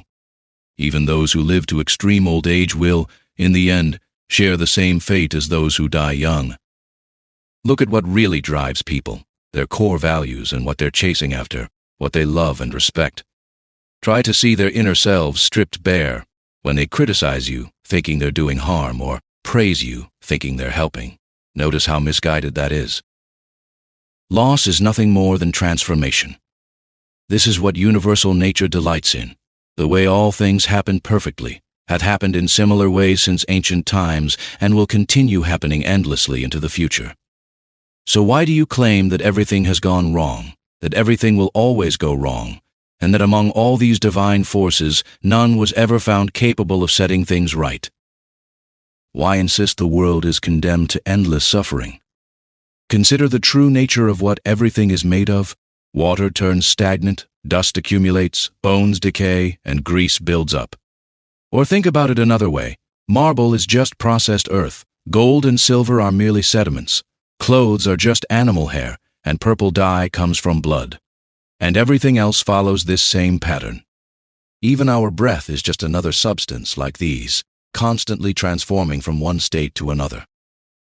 Enough of this miserable life, complaining and imitating others like monkeys. Why are you troubled? What's so new about any of this? What's throwing you off balance? Look at the cause directly. Is it the material world? Then look at that. There's nothing beyond these things. So finally become more honest and better in your relationship with the gods. Whether you observe these things for 100 years or just 3, it makes no difference. If they made a mistake, that's where the harm lies. But perhaps they didn't even make a mistake. Either everything flows from a single intelligent source and happens as if to one unified body, in which case no part should complain about what happens for the benefit of the whole. Or else everything is just atoms, chaos, and dispersion. So why get upset? Are you telling your inner self, you're dead, you're corrupted, you've become like an animal, you're putting on an act, you're just part of the herd, merely grazing? Either the gods are powerless or they have power. If they are powerless, why pray? But if they have power, why not pray instead for them to grant you freedom from fear of these things, freedom from wanting these things, and freedom from grief over these things, rather than praying for their presence or absence? Because surely, if the gods can help humans, they can help with these matters too. But perhaps you'll say, the gods put these things under my control. Well then, isn't it better to use what's under your control with freedom, rather than to obsess anxiously and submissively over what isn't? And who told you that the gods don't also help us with things under our control? Start praying about these matters and see what happens. One person prays, "How can I sleep with her?" You should pray, "How can I not desire to sleep with her?" Another prays, "How can I keep from losing that?" You should pray, "How can I not need it?" Another, "How can I not lose my child?" You should pray, "How can I not fear losing them?" Transform all your prayers this way and observe what happens.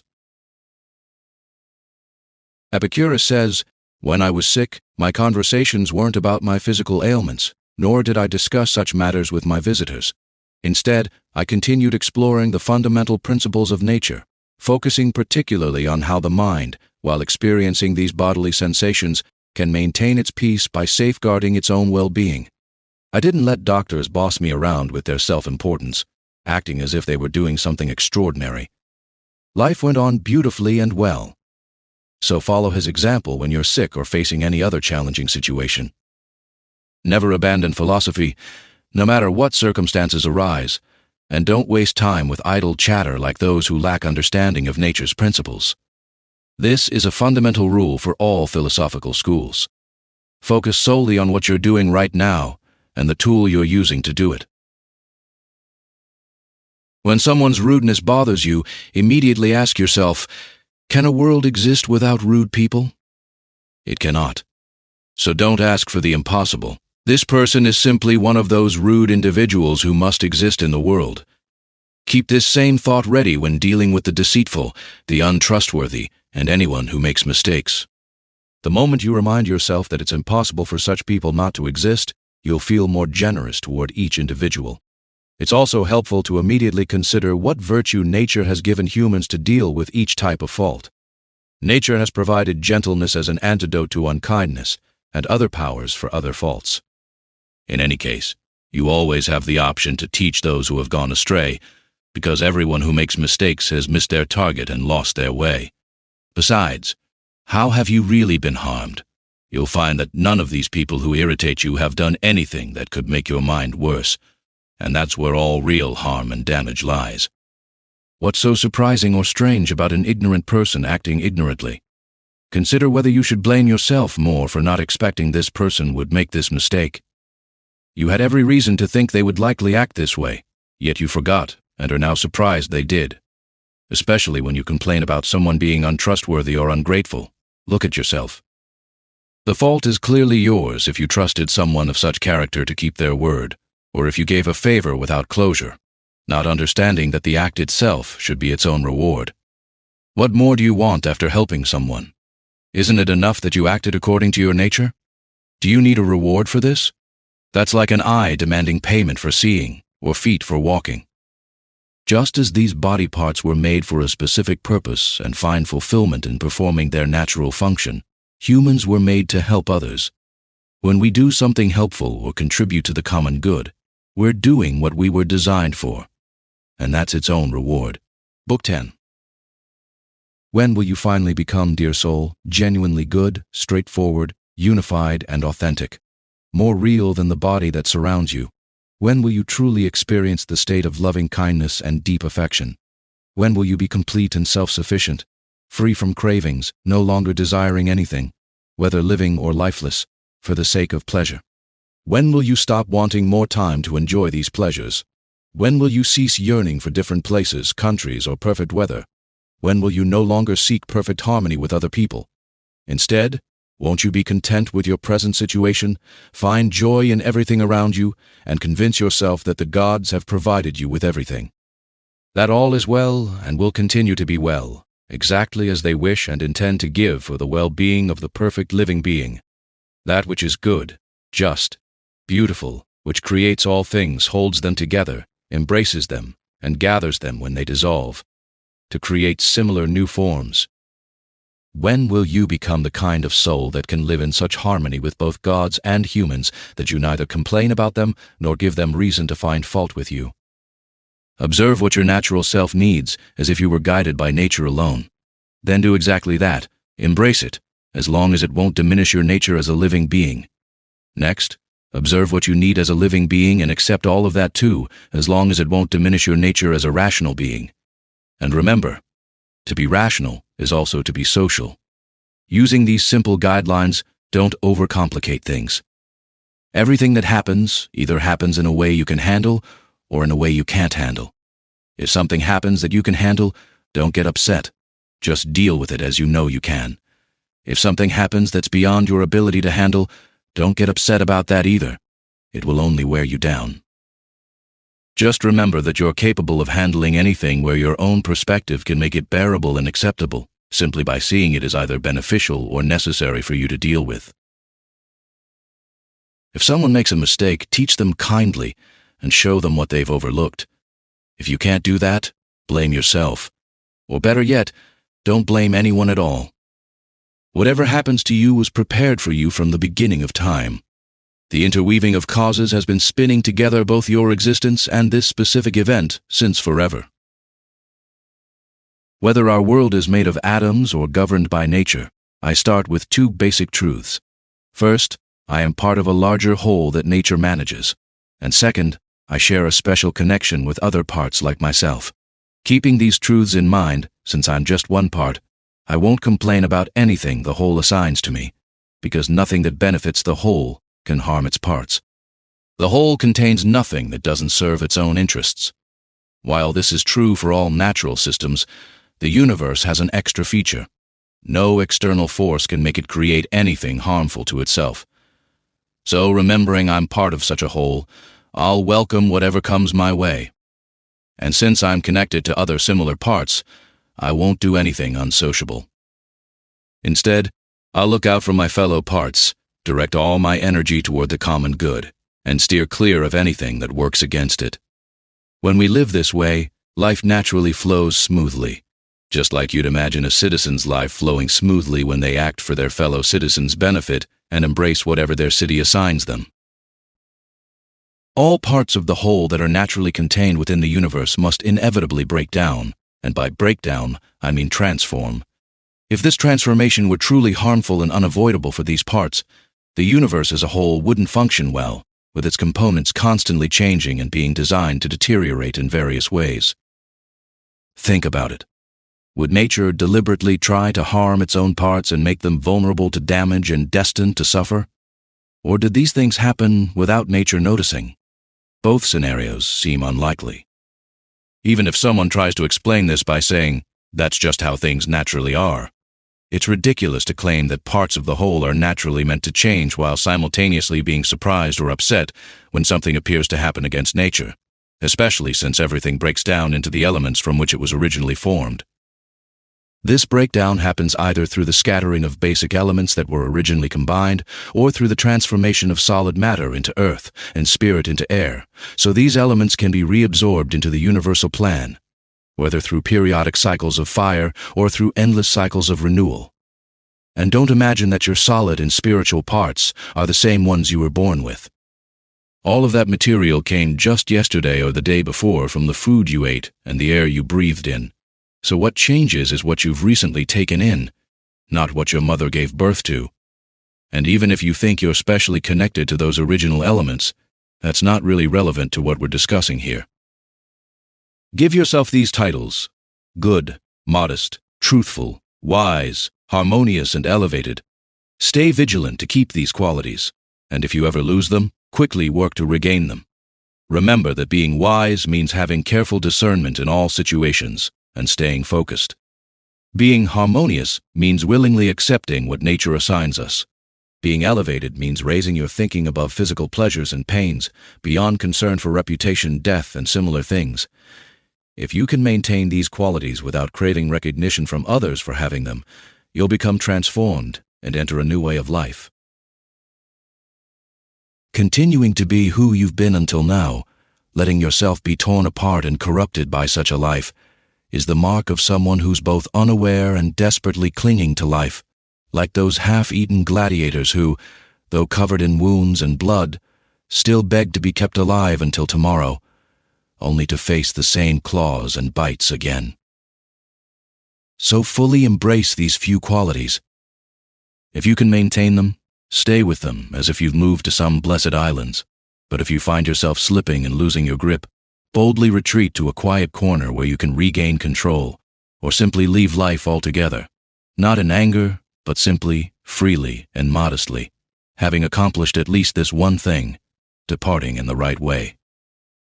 To help remember these qualities, it will greatly help to remember the gods and how they don't want flattery, but rather want all rational beings to become like them, just as the fig tree does what fig trees do. Dogs do what dogs do. Bees do what bees do, and humans should do what humans are meant to do.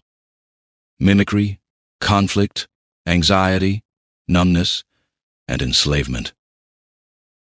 Day after day, these sacred principles of yours are being erased, those that you imagine without understanding nature and carelessly dismiss. You should observe and act in such a way that both practical tasks are accomplished and theoretical understanding is activated, while maintaining the confidence that comes from knowledge of each thing, not hidden, but quietly present. When will you truly enjoy simplicity? When will you experience dignity? When will you achieve understanding of each thing, what it is in its essence, what place it holds in the universe, how long it naturally exists, what elements it's made of, who can possess it, and who has the power to give or take it away? A spider catches a fly and feels proud of itself, while someone else hunts a rabbit. Another catches small fish in a net. Another hunts wild boars, another bears, and yet another hunts Sarmatians. But when you examine their beliefs closely, aren't these people all just predators? Learn to observe how all things transform into one another. Develop a method to study this, pay constant attention to it, and train yourself in this practice. Nothing else will do more to elevate your mind. Strip away your physical self and realize that soon you'll have to leave all these things behind when departing from human life. Then commit yourself completely to justice in your own actions, and to accepting nature's way in everything else that happens. Don't worry about what others might say or think about you, or what they might do against you. Focus only on two things: doing what's right in this moment, and being grateful for what life gives you right now. Let go of all distractions and pursuits. Aim only to walk the straight path guided by natural law, and to follow the divine as it walks that same path. Why waste time with guesswork when you can simply look at what needs to be done? If you see the right path clearly, follow it with good will and without hesitation. If you're not sure, pause and seek advice from the best people you can find. If you encounter obstacles, move forward thoughtfully using the resources at hand, always sticking to what seems right and fair. After all, following this approach is your best bet. Straying from it leads to failure. Someone who follows reason in everything moves with a perfect balance. They're both calm and agile, cheerful, yet steady. Ask yourself as soon as you wake up, does it really matter if others criticize what is right and good? No, it doesn't matter. Haven't you noticed how these people who get all worked up praising and criticizing others behave in their private lives? What they're like in bed? What they're like at the dinner table? Haven't you seen what they do, what they avoid, what they chase after, what they steal, what they grab? Not with their hands and feet, but with the most precious part of themselves, the part capable of having integrity, dignity, truth, law, and inner wisdom. The wise and respectful person says to nature, which gives and takes all things, "Give what you wish, take what you wish." They say this not from defiance, but from pure obedience and goodwill toward nature. Life is short. Make the most of what remains. Live as if you were on a mountain retreat. It makes no difference where you are, as long as you live everywhere as a citizen of the world. Let people see and discover what an authentic person living in harmony with nature looks like. If they can't handle it, let them try to stop you. It's better than living any other way. Stop just talking about what makes a good person. Be one. Keep visualizing the entirety of time and existence as a whole, and realize that everything individual and specific is, compared to existence, merely a grain of sand, and compared to time, just a single turn of a drill. For each thing you encounter, imagine it already dissolving, changing, and breaking down, like something decaying or scattering into its elements. Everything naturally comes to an end in its own unique way, as if dying. Look at how people really are when they're eating, sleeping, having sex, or going to the bathroom, and then see how they act when they're showing off their power, strutting around proudly, getting angry, or scolding others from their high position. Just a little while ago they were serving so many masters, and for what reasons?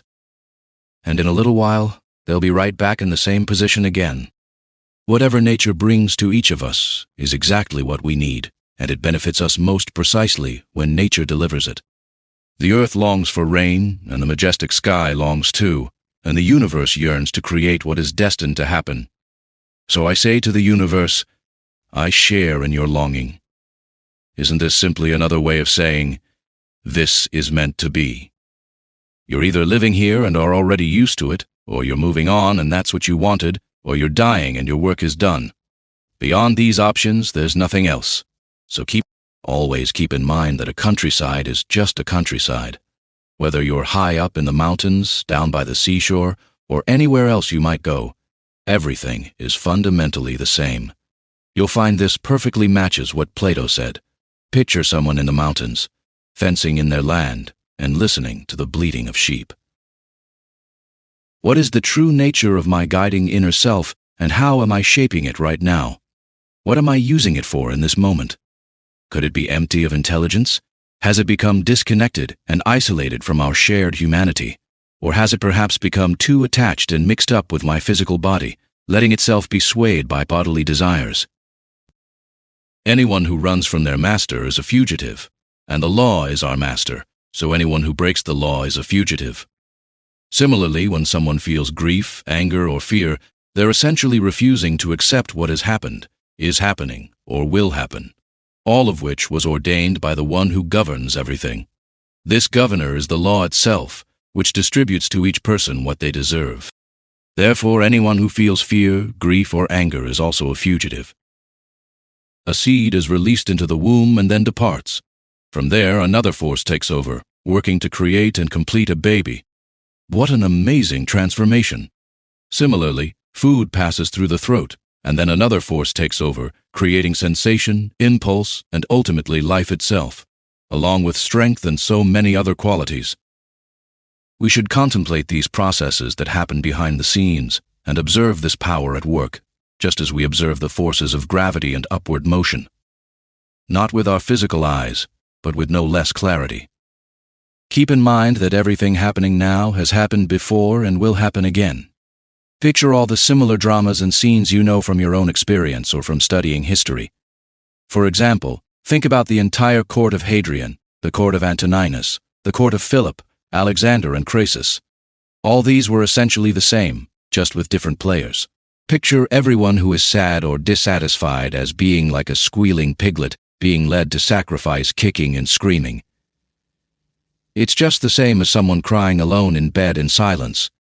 Remember that we are bound by circumstances, but only rational beings have been given the choice to willingly accept what happens, while simply following along is unavoidable for everyone else. For each action you take, pause and ask yourself, would death really be so terrible if it meant losing this? When you catch someone making a mistake, immediately turn inward and consider what similar mistakes you make yourself.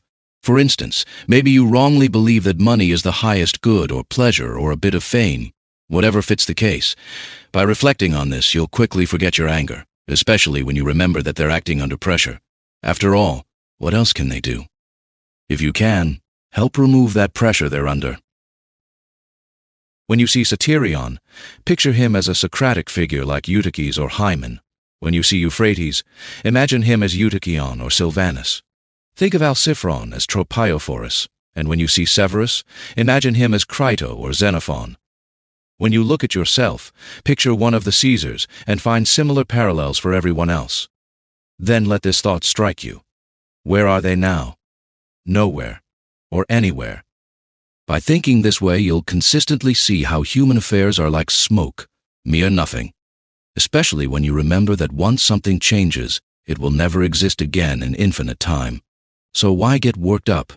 Why isn't it enough to spend this brief moment of life in peace? What kind of material and subject are you trying to avoid? After all, what are all these things but exercises for reason that has carefully and scientifically observed life? So stay with it until you make these thoughts your own, just as a healthy stomach makes all food its own, just as a bright fire turns whatever you throw into it into flame and light. Let no one who speaks truthfully about you be able to say that you lack sincerity or goodness. Instead, let anyone who thinks such things about you be proven wrong. This is entirely in your control. After all, who can stop you from being good and sincere? Just make this decision. Choose not to go on living unless you become such a person. For reason itself doesn't allow you to exist any other way. What's the healthiest way to act or speak in any given situation? Whatever that may be, you're free to do or say it. Don't make excuses about being held back. You won't stop feeling frustrated until you realize this truth. Just as pleasure seekers find joy in indulgence, you can find satisfaction in making the most of whatever circumstances come your way, acting in harmony with human nature. you should view as enjoyable anything you can do that aligns with your true nature. And you can do this anywhere. Now, a cylinder can't always roll freely in its natural motion, just as water, fire, and other things governed by nature or instinct face many obstacles and barriers. But the mind and reason can navigate through any opposition, moving exactly as they're meant to and choose to. Keep this liberating thought in mind. Reason can flow through all obstacles like fire rising upward, like a stone falling downward, like a cylinder rolling down a slope. Don't seek anything beyond this. Other hindrances either affect only your physical body, which is basically lifeless, or they can't hurt you or cause any real harm unless you believe they can and your reason allows it. If this weren't true, anyone experiencing hardship would immediately become a bad person. In other crafted things, when something bad happens to them, they become worse off. But humans are different. If I may say so, we actually become better and more praiseworthy when we handle challenges well. Above all, remember this. Nothing that doesn't harm the community can harm a natural citizen, and nothing that doesn't harm the law can harm the community. These so-called misfortunes don't harm the law. Therefore, what doesn't harm the law can't harm either the community or its citizens. For someone deeply grounded in true principles, even the briefest reminder, a simple observation from daily life, can restore their peace of mind and freedom from fear. Like that famous line, "As the wind scatters leaves on the ground, so too are the generations of humanity." Your children are like little leaves, and so are those who praise you with seeming authority, celebrate your achievements, or conversely, those who criticize, quietly mock, or speak ill of you. Even those who will carry on your legacy after you're gone, they too are just leaves. All these things bloom in springtime, but then the wind blows them away, and the forest grows new leaves in their place. Everything is short-lived. That's the universal truth. Yet you chase after some things and run from others as if they'll last forever. Soon enough, you'll close your eyes for the last time, and then someone else will mourn the person who once carried you to your grave.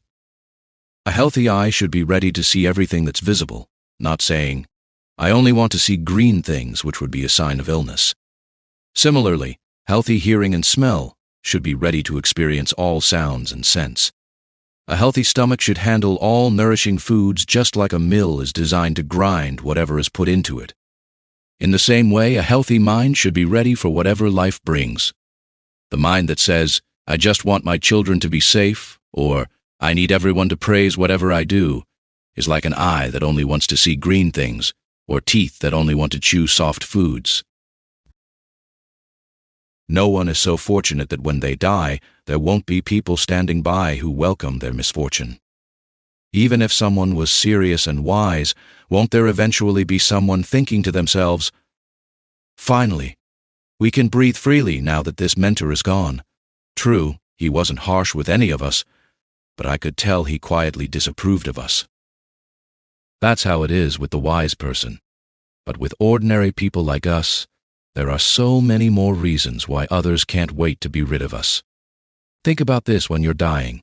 It will make it easier to leave, reasoning, "I'm departing from a life where even my companions, for whom I struggled so much, prayed and worried about, these very people want me to go, perhaps hoping for some relief from my absence. So why would anyone want to stay here longer?" But don't let this make you any less kind to them as you go. Keep true to your own nature. Remain friendly, caring, and gentle. Don't treat it like you're being torn away, but just as a peaceful death allows the soul to slip gently from the body, make your departure from these people the same way. Nature joined you with them and wove you together, but now it's undoing those bonds. I'm separating from them as if from loved ones, not being pulled back, but leaving freely, for this too is one of nature's ways. Remember that what truly controls us is hidden within. That inner force is our real power of expression, our true life force, and, if we're being honest, our genuine humanity. Never get caught up imagining the outer vessel and these biological tools we're wrapped in. They're just like tools, similar to a carpenter's axe, only different because they're naturally attached to us. After all, these body parts are no more useful without the inner force that moves and controls them than a weaver's shuttle is without the weaver, or a pen without the writer, or reins without the driver. Book 11. The unique qualities of the rational soul. It observes itself, refines itself, and shapes itself as it wishes. It harvests its own fruits, while the fruits of plants and what animals produce are enjoyed by others. It achieves its purpose wherever life's journey ends, unlike in dancing or acting, where an interruption leaves the performance incomplete. Instead, at every point and wherever it may be interrupted, it makes its intended goal complete and self-sufficient, allowing it to say, "I have what belongs to me." Moreover, it explores the entire universe, the empty space around it, and its structure. It reaches into the infinity of time, embraces the cyclical renewal of all things, and understands that those who come after us will see nothing new, just as those before us saw nothing extraordinary. In a way, anyone who reaches 40 years of age, if they have any wisdom at all, has seen everything that has been and will be, given how history repeats itself. It's also natural for the rational soul to love its neighbors, to value truth and self-respect, and to put nothing above itself, which is also characteristic of universal law. Thus, there is no difference between right reason and the principle of justice. You'll lose your fascination with beautiful songs, dance performances, and athletic contests once you break them down into their basic parts. For music, analyze each individual note and ask yourself, does this single note really move me? You'll find it doesn't. For dance, apply the same method to each movement and pose. Do the same for athletic competitions. In fact, except for matters of true virtue and actions arising from virtue, remember to examine things by breaking them into their smallest components. By analyzing them this way, you'll see through their superficial appeal. Apply this same approach to life as a whole. Consider how noble a soul appears when it's ready to be released from the body, whether to be extinguished, scattered, or to continue existing. But this readiness should come from one's own thoughtful judgment, not from mere stubbornness like the Christians show, but from careful reasoning and dignity, in a way that could persuade others without any drama. Have I done something that benefits society? Then I have benefited myself. Keep this thought always at the ready, and never let it slip away. What's your life's work? To be good. And how can you achieve this successfully? Through careful study, both of the universal nature of things and of our own human nature. First, consider how tragedies were created to remind us of life's events and how naturally they occur. The things that move you emotionally on stage shouldn't upset you on life's greater stage. You can see that these things must play out this way, and even those who cry out, "Oh, Citharon," must bear them. Some truly useful insights come from the dramatists, like this particularly good one. If the gods have neglected me and my children, there's a reason for this too. And again, don't rage against circumstances. And life is harvested like ripe grain. And many similar sayings. After tragedy came old comedy, with its educational frankness, using straightforward speech to give helpful reminders about avoiding vanity, something Diogenes also drew upon. After this came middle comedy, and finally new comedy. Consider what purpose it served, as it gradually drifted toward artistic imitation. While it's well known that these later forms also offered some useful lessons, think about what the overall aim of this kind of poetry and drama was really trying to achieve. When a branch is cut from its neighboring branch, it cannot help but be separated from the whole tree. Similarly, when someone cuts themselves off from another person, they fall away from the entire community. While it takes someone else to cut off a branch, people separate themselves from their neighbors through hatred and rejection, not realizing they've also cut themselves off from society as a whole. But here's the wonderful gift from Zeus, who established our community. We have the ability to reconnect with those closest to us and become part of the whole again. However, when this kind of separation happens repeatedly, it becomes harder to reunite and restore the relationship. Just as gardeners will tell you, a branch that grew together from the beginning, sharing the same life force, is quite different from one that's grafted back on after being cut off. Grow together in community, even if you don't share the same beliefs. Just as those who try to stand in your way when you're following right reason can't stop you from taking healthy action, don't let them knock you off balance in treating them with kindness.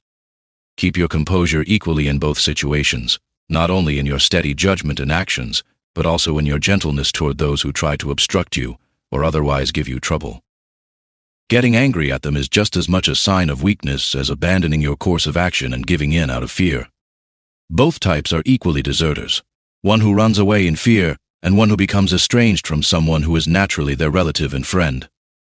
No art can truly surpass nature, since all arts actually imitate nature. And if this is true, then nature, being the most complete and all-encompassing force, certainly won't fall short of artistic ingenuity. Just as all arts create lesser things for the sake of achieving greater ones, nature does the same. This is where justice originates, and from justice, all other virtues emerge. After all, justice cannot be maintained if we either get caught up in trivial matters, or if we're too easily deceived, hasty, or prone to changing our positions. Things that worry you, whether attractive or repulsive, don't actually come to you. In a way, you're the one going to them. Let your judgment about them remain calm, and they'll stay peaceful too. Then you won't be seen either chasing after things or running away from them. In ancient Greek philosophy, the relationship between nature, physis, and art or craft, techne, was a fundamental concept. The Greeks believed that nature was the primary source of all creation, and human arts were seen as imitations of natural processes. This passage reflects Stoic philosophy's emphasis on living in harmony with nature and maintaining emotional equilibrium. The soul reaches its true form when it neither extends outward nor shrinks inward, neither expands nor contracts, but glows with the light by which it sees both the truth in all things and the truth within itself. Someone looks down on me? That's their choice. But I'll make sure that my words and actions give them no real reason to do so. Someone hates me? That's up to them. But I'll stay kind and well-intentioned toward everyone, including that person. I'm ready to gently point out what they've overlooked, not to criticize or show off how tolerant I am, but with genuine goodwill, like the great Phocion, if he wasn't just pretending. This is how we should be on the inside, and the gods should see in us someone who never gets angry or feels sorry for themselves. After all, what harm comes to you if you're doing what aligns with your true nature right now and accepting what the universal nature considers timely? You, a person dedicated to serving the common good in whatever way possible. While secretly looking down on each other, they try to win each other's approval, and though each wants to be superior, they end up bowing down to one another. How insincere and fake is the person who declares, "I've decided to be completely straightforward with you." What are you doing? There's no need to announce this. It will become apparent on its own. It should be written on your forehead. Your voice immediately reveals your true nature. It shows instantly in your eyes, just as lovers immediately recognize everything in each other's glances. A genuinely sincere and good person should be exactly like Grayson, so that anyone who meets them, whether they want to or not, can sense it right away. Pretending to be sincere is just deception. Nothing is more disgraceful than wolf-like friendship. Avoid this above all else. The good, sincere, and kind-hearted person carries these qualities in their eyes, and they cannot be hidden. The key to living your best life lies in your mind's ability to remain undisturbed by things that are neither good nor bad. You'll achieve this peace when you examine each situation both in detail and as part of the bigger picture, remembering that these things don't create our opinions about them. They don't come at us directly. Rather, they just exist quietly, and we're the ones who create judgments about them and write these views into our minds. We're free to not write these judgments at all, and even if we do, we can quickly erase them if we catch ourselves. Remember, this kind of focused attention only needs to last a short while, and then life will be over anyway. Besides, why should it be hard to view things this way? If something follows nature's way, welcome it and let it come easily to you. If it goes against nature, look for what aligns with your own nature and move toward that, even if it's not impressive to others. After all, everyone deserves understanding when they're seeking their own good. Consider where each thing came from, what raw materials it's made of, what it will change into, what it will become after that change, and know that it won't suffer any harm. First, consider my relationship with them. We were made for each other, and in another sense, I was meant to lead them like a ram leads the flock, or a bull leads the herd. Start from this basic principle. If not atoms, then nature governs everything. And if that's true, then lesser things exist for greater ones, and all things are interconnected. Second, observe what they're really like at the dinner table, in bed, and elsewhere. Most importantly, notice what beliefs they're forced to hold and with what pride they hold them. Third, if they're acting rightly, there's no reason to be upset. If they're not acting rightly, it's clearly because they're doing so unwillingly and unknowingly. Every soul is unwillingly deprived of truth, just as it's deprived of treating others fairly. That's why people get upset when they're called unjust, ungrateful, greedy, or generally harmful to others. Fourth, remember that you make many mistakes yourself and are just like them. Even if you avoid certain mistakes, you still have the tendency to make them, avoiding them only because of fear, concern for reputation, or some similar weakness. Fifth, you can't even be sure if they are making mistakes. Many things happen for reasons we don't understand, and we need to learn a lot before we can make definitive judgments about others' actions. Sixth, when you're feeling particularly angry or frustrated, remember that human life is brief, and soon will all be gone. Seventh, it's not their actions that bother us, those exist in their minds, but our judgments about them. Remove your judgment that something is terrible, and the anger disappears. How do you remove it? By realizing it's not shameful. If only shameful things were bad, you'd be guilty of many wrongs yourself and become a thief and all sorts of other things. Eighth, the anger and pain we feel about such things cause us more suffering than the actual things we're angry and hurt about. Ninth, kindness is invincible when it's genuine and not forced or fake. What can even the most insulting person do to you if you remain kind to them and, when the opportunity arises, gently correct them right at the moment they're trying to harm you? No, child. We're made for something else. I won't be harmed, but you're harming yourself, child. Show them clearly and comprehensively that this is how nature works. Even bees don't act this way, nor do any other naturally social creatures. Do this without sarcasm or reproach, but with genuine affection and without any bitterness in your soul. Not like a teacher in a classroom or to impress onlookers, but either when you're alone with them or with others present. Remember these 9 points as gifts from the Muses, and start being truly human while you're still alive. Be equally careful not to flatter them as you are not to get angry with them. Both are antisocial and lead to harm. In moments of anger, remember that strength isn't shown through rage, but through gentleness and kindness. These qualities are more human and therefore more powerful, showing real strength, vigor, and courage, not anger and complaints. The closer you are to emotional stability, the stronger you are. Just as grief shows weakness, so does anger. Both indicate injury and surrender. And if you wish, take a 10th gift from the leader of the Muses. Expecting bad people not to do wrong is madness. That's asking for the impossible. But to allow others to be wrong while demanding they not wrong you is both unreasonable and tyrannical. There are 4 key tendencies of the mind that you need to constantly watch out for and erase as soon as you catch them. For each one, tell yourself, this thought isn't necessary. This breaks down human connection. This isn't really coming from you. Because speaking words that don't truly come from within is one of the worst things you can do. The 4th tendency is something you should criticize yourself for, since it means the divine part of you is giving in and bowing down to your lower mortal nature, to your body and its rough or pleasant sensations. Your breath and all the fiery elements within you, although naturally inclined to rise upward, still remain here in your physical form, complying with the universal order. Similarly, all the earthly and liquid elements in you, though naturally drawn downward, have risen up and stand in a position that isn't their natural state. So you see, even the basic elements obey the universe's laws, staying where they're placed until they receive the signal to dissolve. Isn't it strange, then, that only your mind refuses to obey and resents its assigned place?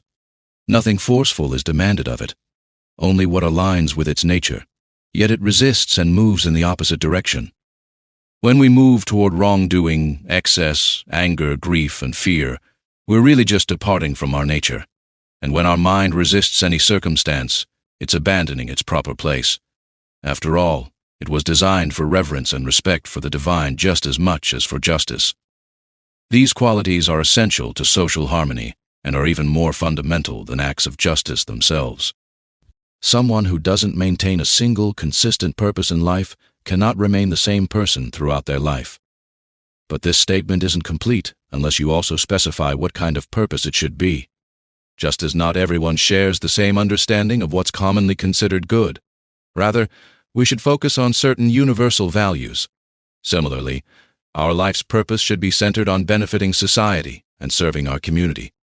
When someone directs all their personal motivations toward this goal, their actions will become consistent, and in this way, they'll maintain their true identity throughout life. The mountain mouse and the house mouse, and the anxiety and fear that followed. Socrates called the opinions of the masses lamias, like the scary monsters parents used to frighten children.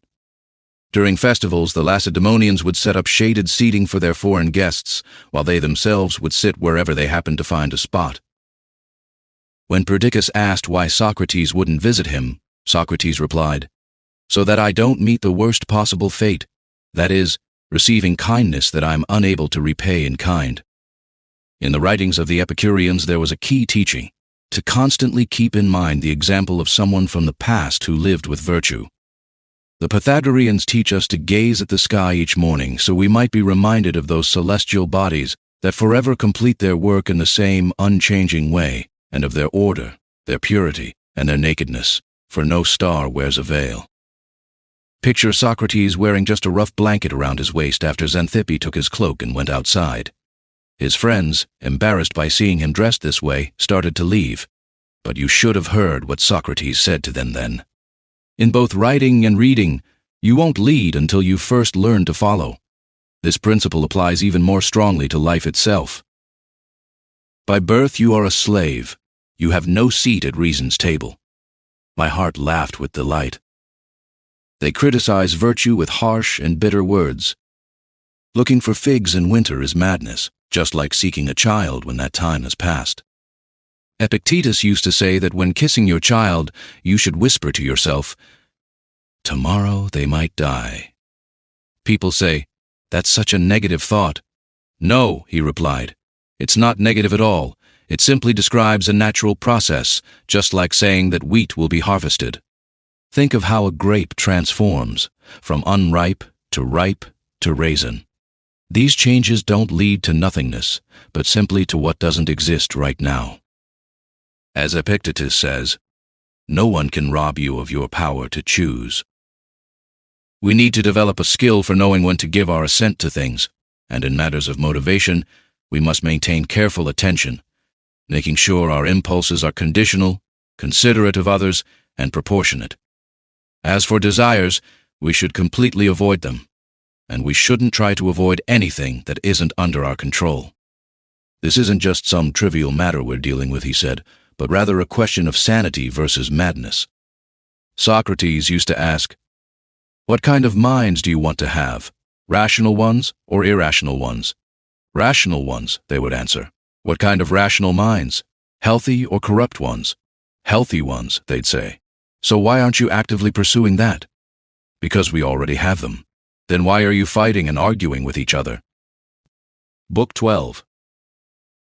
Everything you periodically wish for, you can already have right now, if you stop holding yourself back. Here's how. Let go of the past, trust the future to Providence, and focus only on the present moment by pursuing what is right and just. Pursue what is right by embracing whatever life gives you, because nature brought this to you and you to it. Practice justice by speaking truth freely and directly, and by acting according to what is lawful and deserved. Don't let yourself be hindered by others' wrongdoing, by opinions, by what people say, or even by the sensations of your physical body. The affected part will handle itself. So when you reach your final moments, if you can let everything else go and honor only your guiding principle and the divine within you, if you fear not the end of life, but rather the failure to begin living according to nature, then you will become worthy of the universe that created you. You'll no longer feel like a stranger in your own home, or be surprised by everyday events, or depend anxiously on this thing or that. God sees all guiding principles stripped bare of their material vessels, outer shells, and impurities. Through his own intelligence alone, he connects with what flows from himself into these principles. If you train yourself to do the same, you'll free yourself from many distractions. After all, someone who looks beyond the physical flesh, who sees past clothing, houses, reputation, and all such superficial trappings and drama, will find true peace of mind. You are made up of three components: a body, breath, and mind. The first two belong to you only to the extent that you must take care of them, but the third alone is truly yours. If you can separate from yourself, that is, from your thoughts, everything that others do or say, everything you've done or said yourself, everything that worries you about the future, everything that comes unbidden from your physical body or life breath, and everything that swirls around you in the external current of life, so that your intellectual capacity, freed from destiny's ties and pure in its own right, can live independently, doing what's right, accepting what happens, and speaking the truth. If you can, I say, separate from your governing self all that clings to it through attachment, and all that time creates, whether future or past, and make yourself like Empedocles. Sphere well-rounded, rejoicing in its perfect stillness, and focus only on living what you're actually living, which is the present moment. Then you'll be able to spend your remaining time until death in peace, kindness, and harmony with your inner spirit. I've often wondered why everyone loves themselves more than anyone else, yet values other people's opinions of them more than their own judgment. Just imagine if a god or wise teacher commanded you to never think or contemplate anything without immediately speaking it aloud. You wouldn't last even a single day.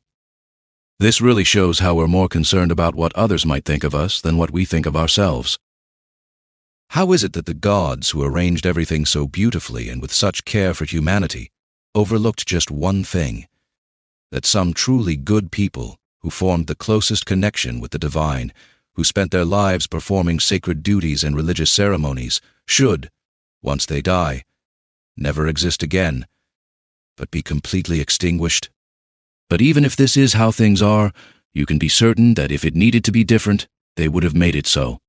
If it were right, it would have been possible, and if it were natural, nature would have brought it about. From the fact that things are not this way, if indeed they are not, let this convince you that they didn't need to be that way. You can see for yourself that in questioning this, you're really arguing about justice with God, and we wouldn't be having this conversation with the gods if they weren't supremely good and just. And if they are, they wouldn't have carelessly overlooked anything unjust or unreasonable in the ordering of the universe. Keep practicing even the things you think are hopeless. Just look at your left hand. While it's usually clumsy and inactive for most tasks due to lack of practice, it actually handles the reins more firmly than your right hand, simply because that's what it's trained to do. Think about the state you want to be found in when death comes, both in body and soul. Consider how brief life truly is, and how vast the endless expanse of time stretches both behind and ahead of us. Reflect on how fragile all physical matter really is. Strip away the surface layers and examine the root causes of things. Look at what truly drives our actions, what pain really is, what pleasure is, what death means, what fame amounts to. Ask yourself who is responsible for keeping you so busy. Realize that no one else can truly hold you back, and understand that everything comes down to how we choose to see it. When it comes to using philosophical principles, you should be like a mixed martial artist rather than a gladiator. The gladiator puts down his sword and then picks it up again, but the martial artist always has their hands ready. They just need to make a fist. Look at things by breaking them down into their physical nature, their cause, and their relationship to the bigger picture. What amazing power we have to do only what God would praise and to welcome everything that God gives us. This is living in harmony with nature. Don't blame the gods. They never make mistakes, whether deliberately or not. And don't blame people either. They never act wrongly except unintentionally, so there's really no one to blame at all. How silly and strange it is to be amazed by anything that happens in life. Either there is an unbreakable chain of destiny and order, or there is a benevolent divine providence, or there is pure chaos without direction. If it's an unbreakable necessity, why fight against it? If it's a providence that can be influenced through devotion, then make yourself worthy of divine help. And if it's directionless chaos, be grateful that in such turbulent waters you have within yourself a guiding mind. Even if the storm tosses you about, let it toss around your flesh, your breath, and everything else, but it cannot carry away your mind. Think about a lamp's light. It keeps shining brightly until the moment it goes out. So why would you let your inner truth, justice, and self-control fade away before their time? When someone gives the impression they've done wrong, how do I know for sure this is even a mistake? And even if they did make a mistake, they're already condemning themselves. It's like they're scratching their own face. Anyone who expects bad people not to make mistakes is like someone who expects fig trees not to produce sap, babies not to cry, horses not to neigh, and other inevitable things not to happen. What else can you expect from someone who has developed such habits? If you're really bothered by it, work on changing their mindset. If it's not right, don't do it. If it's not true, don't say it. Let your impulse always be to look at the whole picture. Examine what exactly is creating that impression in your mind, and break it down by analyzing its cause, its physical nature, its broader context, and the time frame within which it must naturally come to an end. Have you ever noticed that there's something more powerful and divine within you than the forces that stir up your emotions and pull your strings like a puppet? Take a moment right now to check your thoughts. Are you experiencing fear, suspicion, desire, or anything else of that nature?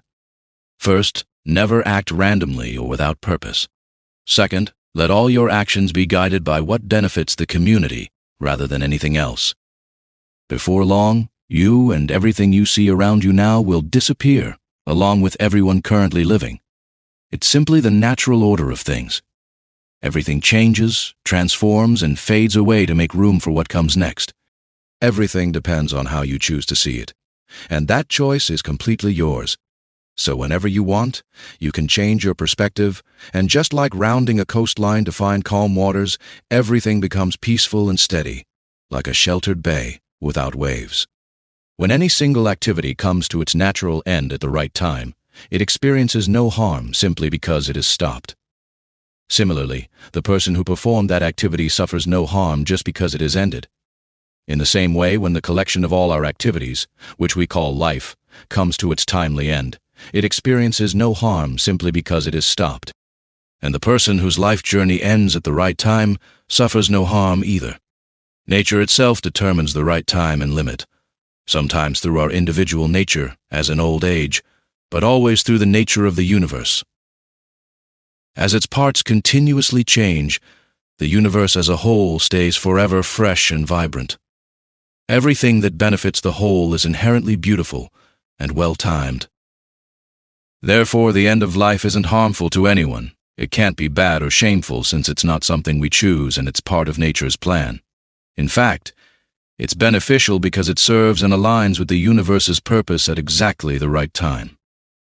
Those who flow with nature's current are truly in harmony with the divine, their purpose aligned with the universe's direction. Keep these three principles ready at hand. First, in everything you do, ensure you're acting neither randomly nor in any way that justice herself wouldn't act. Second, remember that external events happen either by chance or by design, and there's no point in complaining about chance or finding fault with design. Third, consider how each thing develops from seed to animation, and from animation until it releases its soul, and what elements it's made of and what it dissolves into. The third principle. If you could suddenly rise high above and look down at humanity in all its complexity, you'd find it worthy of little concern once you saw how vast the realm of air and ether is around us. And no matter how often you rise up, you'll see the same things, the sameness of it all, the brevity of existence. That's what pride is built on. Cast out your assumptions and you'll find peace. So what's really stopping you from letting them go? When something upsets you, you've forgotten some important truths. That everything happens according to the natural order of things, that others' mistakes aren't yours to bear, and that what's happening now has always happened before, is happening everywhere, and will continue to happen. You've forgotten how deeply connected you are to all of humanity, not just through blood or birth, but through our shared consciousness. You've forgotten that everyone's mind is divine and flows from the same source. You've forgotten that nothing truly belongs to anyone, even our children, our bodies, and our very souls come from that same source. You've forgotten that everything is just perception, and that we only live in the present moment, which we're constantly letting go of. Keep reflecting on those who became intensely angry about something, those who reached the heights of fame, tragedy, hostility, or any kind of fortune. Then ask yourself, where is all of that now? It's all smoke and ashes, just a story, or not even a story. Think of examples like these: Fabius Catullus at his country estate, Lucius Lupus in his gardens, Stertinius at Baiae, Tiberius at Capri, and Velleius Rufus. And how meaningless their passionate concerns were. How trivial all their striving was. How much wiser it is to simply be just, thoughtful, and humbly follow the gods with whatever circumstances you're given. After all, the most insufferable kind of pride is the one that masquerades as humility. To those who ask, how do you worship the gods when you've never seen them or gained direct proof of their existence? First, they are indeed visible to our eyes, but consider this: I've never seen my own soul either, yet I still honor it. Similarly with the gods, through repeatedly experiencing their power in my life, I both recognize their existence and treat them with reverence. The key to a fulfilling life is to look at each thing exactly as it is, both its physical nature and what causes it. Do what's right, and speak the truth with your whole heart. What else is there but to enjoy life by stacking one good moment on top of another, without letting even the smallest gap slip away? There is one sunlight even when divided by walls, mountains, and countless other barriers. There is one common substance, even when divided among countless individual bodies. There is one soul, even when divided among countless natures and individual forms. There is one intelligent soul, even though it may seem to be divided. Now the other parts of what I mentioned, like breaths and physical objects, are insensible and unrelated to each other. Yet even these are held together by a unifying force and the tendency to move in the same direction. But consciousness specifically reaches out to what is kindred, comes together with it, and the feeling of connection is not divided. What are you really longing for? To breathe, to feel sensations, to have desires, to grow, to eventually decline, to use your voice, to think? Which of these things seems truly worth craving? If each of these turns out to be trivial, then move forward to what matters most, following reason and following the divine. Yet it's contradictory to value these basic functions while being distressed that death will someday take them away. Consider how tiny your slice of infinite boundless time really is. It vanishes in an instant into eternity. Think about your small portion of all matter, your fragment of the universal soul, and this tiny spot of earth where you exist. Reflecting on all this, don't get caught up in grandiose thoughts. Instead, focus on two simple things: doing what your nature guides you to do, and accepting what universal nature brings your way. How does your mind guide itself? This is what truly matters. Everything else is either within our control or beyond it, lifeless and smoke. Even those who believe pleasure is good and pain is bad have shown contempt for death. That's one of the most powerful reasons to overcome our fear of dying. For someone who sees only the right moment as good, who views doing more right actions as equal to doing fewer, and who finds no difference between contemplating the universe for a longer or shorter time, for such a person, death holds no fear. My friend, you've been a citizen of this great city, so what difference does it make if you lived here for 5 years or 3? Everyone gets their fair share according to the laws. Why be upset if it's not some tyrant or unjust judge sending you away from the city, but rather nature itself, the same nature that brought you here? It's just like when a theater director releases an actor from the stage. But I haven't performed all 5 acts, only 3, you might say. Well said. But in life, 3 acts can make a complete play.